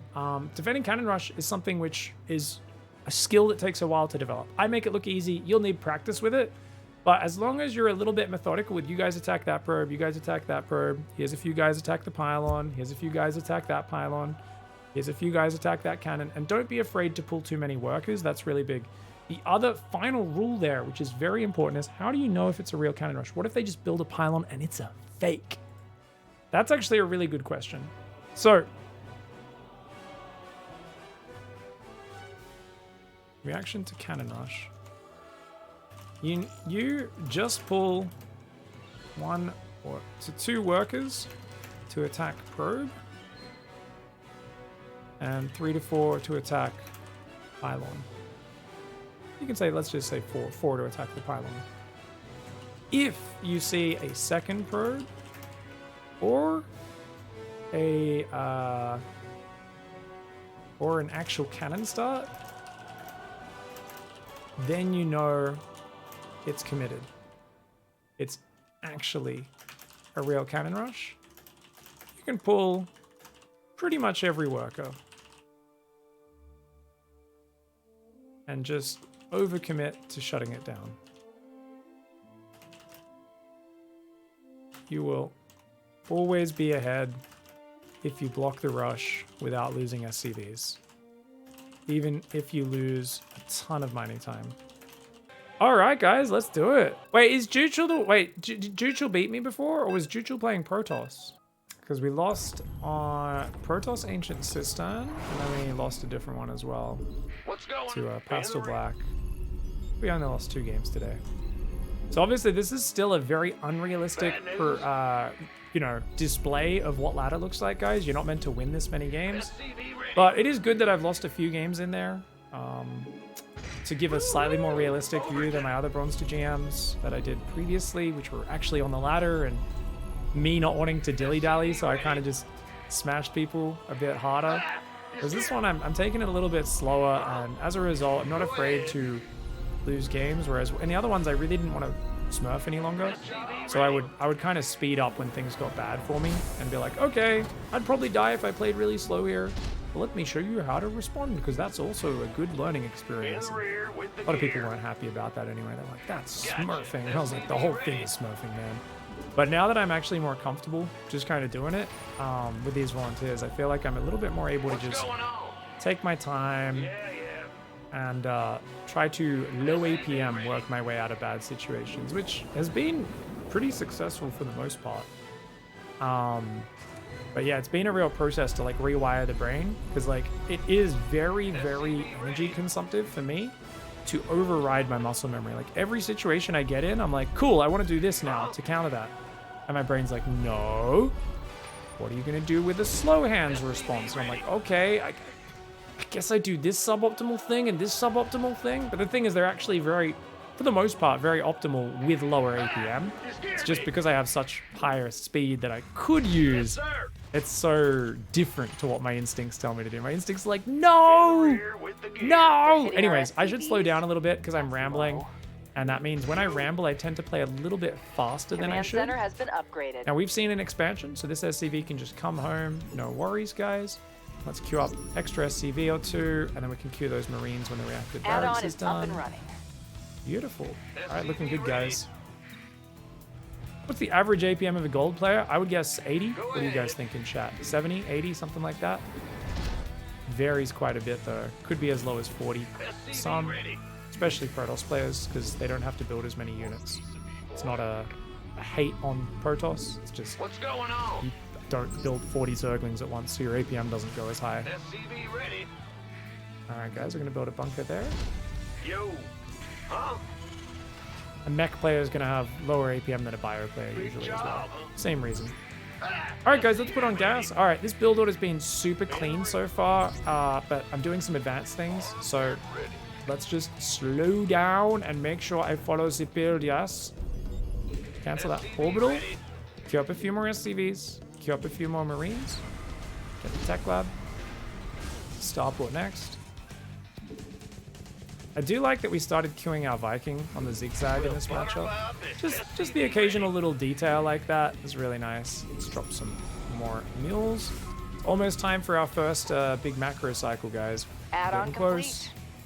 All right. Command center has been Lots of SCVs, 3 on each one. Drop a mule. Build a few Marines. These guys in the bunker. No.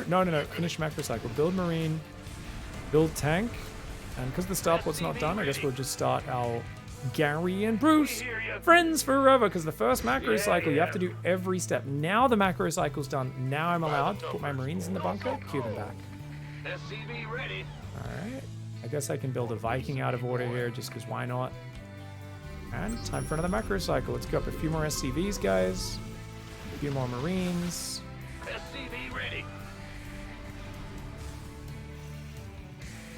Now, I was talking earlier about not building units on the starport other than the first Viking. Can speed up the barracks. Also, if you stop at 1 siege tank, this will make your build order much better.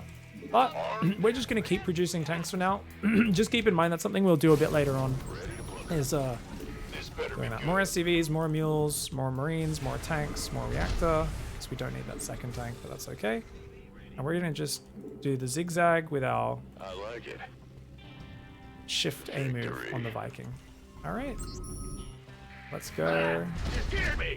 Yeah, some barracks. Hold down the SCV key for another macro cycle. Marines. Get another tank. All right. where is me depot builders gone? Apparently I accidentally queued Gary and Bruce back to mining, guys. SCV ready. Alright, they can go back up in the main. Yeah, whatever. Now we finished the macro cycle, control click the Add-on is barracks, up and shift running. 5, get the double gas, get the engineering bay. Yeah. Did I get attacked by something? What did I heard an attack warning? Looks like my tank killed a ZERG. I see. Bad news. Finish the wall off, lower the wall, and then build more depots. Okay. Build more SCVs, drop mules, more marines, more tank, more medevacs. SCV Put guys on gas there. Now, I didn't actually have the gas to start medevac, or the minerals to start medevacs, and that's good because remember we want to go tech lab, reactor, reactor. +1 weapons, stim and shields, and only then do we really want to start pumping medevacs, okay? Starport can just chill for now. Alright, we're going to keep building these depots here as well. Very nice, guys. Has my Viking killed Add-on anything? complete. My Viking has 1 kill. Woo! We killed an Overlord, guys. Go, go, go. What builds am I planning for a low diamond? I'm actually not 100% sure. I haven't planned the show that far ahead because I often learn a lot and remember kind of the progression of when I want to introduce skills as I go.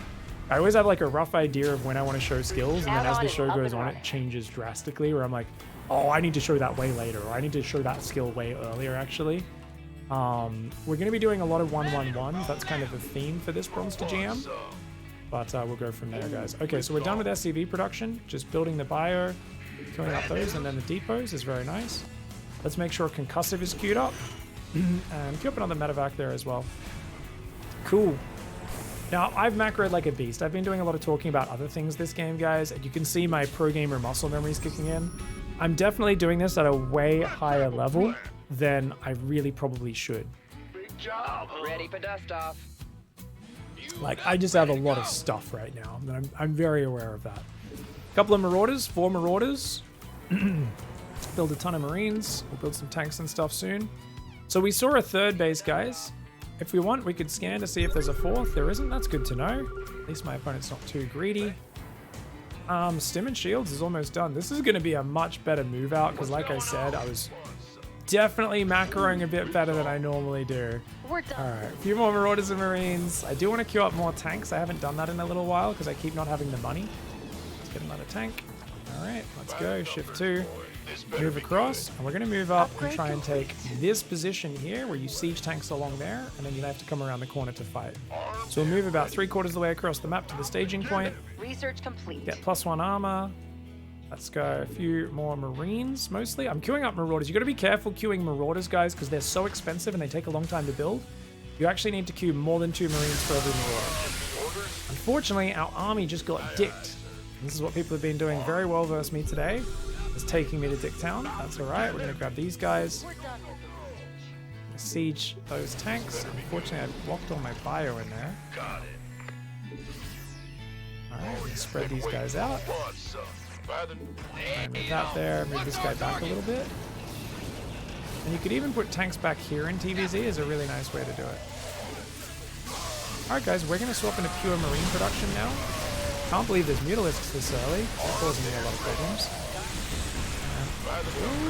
Trying to just build more units behind this, but it looks like he's going to be able to do some big damage. Ooh-wee. Mineral field Okay. depleted.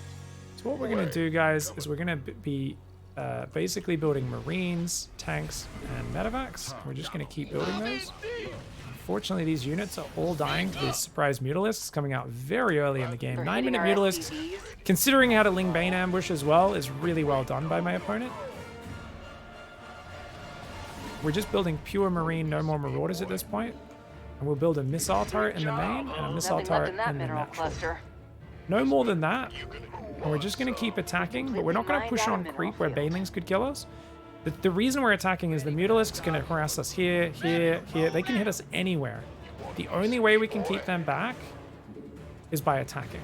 But we don't want to shove on creep and lose our army. So what we want to do is we want to exert threat without going too hard, okay? So we're going to siege a little bit further back. Spread the units out. We put the marauders up Upgrade is front. ready for Spread use. the marines out a little bit. All right. Let's try to do more of that. Where are the medevacs at? Have I seriously not built medevacs in this long? Okay, two of them are arriving. And we can see my opponent there. So let's try and make him make some doo-doos, okay? So we're going to run forward with these guys and say, hey, you need to come fight this. And if we run these guys down this side of the ledge, we can kind of hopefully bait them into some bad positions. Now what? Stim those guys. I didn't stim everyone. I probably should. It's quite a lot of mutalisks. We're building a lot more marines behind this. Siege this tank here. Is that all the mutalisks? Okay, I thought I was kind of screwed, guys, but to get all those mutas and Ling Bane out, it's quite hard on your macro, very expensive. And I think you needed to swap into nothing but Ling Bane to make this work. Ooh, that was pretty scary, guys. That's the power of calmly keeping your unit production going. And I think we're learning already what the most important thing is going to be in Silver Part 2, right, guys? Effing scouting. Oh, he actually borrowed it! It was a borrow move? I didn't realize it was a borrow move. Oh, so sick. Only 41 drones. Juchel's economy absolutely sucks bollocks. That is amazing. Absolutely terrible economy. But already Mutalisks on the field, sees the army coming. If he only had a bit more patience. Unfortunately, Juchel has a problem that a lot of Zergs have, guys, called spontaneous stiffy. No reason stiffy. If he just waited a little bit longer, I think he would have killed the whole army. Let's see. He did pretty good. Don't get me wrong. Let's watch it. Maybe it was better than I thought. I think it was still pretty good. I think that was actually pretty good. I think that was pretty damn beautiful. If there was just like if it was just a bit down to the left, it would have been perfect. Pretty damn good though. Pretty damn good. If it was like in a big ball here for the Unsiege, I think it would have been better than off to the right slightly. But that was still so good, man. That was so nice. I didn't even know it was burrowed because I wasn't watching the army. And you know what, guys? I was literally saying send spotter units. If I sent a spotter unit, I would not have seen that. Now, yeah, this actually felt terrible at this point. Why did this feel so bad for me, guys? Because my opponent's on 3 bases, probably has a 4th going down. And I'm only on 2 bases. And if my first attack gets held and I lose all my tanks and medevacs, I should just be dead. Now, what I didn't know, even though I scanned, I didn't actually look at the mineral saturation. I didn't know my opponent was only on 41 drones, less than 2 base saturation. If I knew that, I probably could have turtled up even a little bit more. But as it was, continuing to push worked out well enough where my opponent kept massing Mutalisks. And that's a huge mistake. Because at this point, all I'm going to do is be building things that shoot up. If I was playing at a higher level, I would also swap the factory over and build a reactor. I'd probably swap a barracks off, like this barracks off, build a new reactor, swap the factory onto it, and just start pumping Widow Mines. Technically, Thors are very good versus Mutalisks as they clump up, but Widow Mines are just amazing versus Ling Bane and Mutalisks, so Widow Mines would be incredible in this compositional matchup. But yeah, I basically said, look, if those mutas dance around and attack me, I'm kind of screwed. So we've got to just keep doing this. Because my opponent kept massing mutas there, that was a big problem for them. I think they should have gone pure Ling Bane. If they were going to go for the mutas, those mutas needed to go across the map and start harassing, try to pin the Terran at home. And that could have bought Juchel time to drone up 3 bases, make a massive Ling Bane army, and then just do whatever they want. But if you go heavy Mutalisk, you need to use them aggressively because they're not very good in a frontal fight. They get their ass kicked by Marines, unless, like that last fight, there weren't that many Marines because most of them died to Banelings. Really cool play by Juchel though, man. All right, let's go very quickly, guys, for the last game. We got to do this every game. Go to the corner of the map and watch the production tab. All right, guys. 4 times speed. And do we have any missed worker production? Come on, 2 SCVs? No! Okay, 2 SCVs, so there was a gap about 340. Are there any other big gaps? This was a small gap. It wasn't too bad. 2 SCVs, 2 SCVs, 2 SCVs. No, only 1 SCV. Okay, that was only a second. That was like a couple seconds. It's 4 times speed. Ooh, we're missing SCVs here. We're supply capped at 62, guys. Oh, okay, so that's a big one. That was the biggest one. I definitely was not as good with my worker production, even though I was getting my push out pretty quickly. And this is because I accidentally rallied Gary back after the second depot, didn't I, guys? I was busy talking about something, and the SCV rallies back to the minerals. Youchie, youchies. But anyway, guys, so the macro error there was queuing back. If we kept building depots, we wouldn't have been hitting such a big supply block, and we actually probably should have had Bruce joining in as well. All right, guys, I hope you enjoyed today's show. That's going to finish up our Silver Part 1. We'll be doing more Silver Part 2, where we're going to start using the Shift Deselect to put spotting Marines on the map a little bit more. We're also going to practice pulling on and off gas frequently. We're going to optimize the build slightly. I've started kind of doing those optimizations, but we're really going to formalize it and write it down in the build order for next week's episode.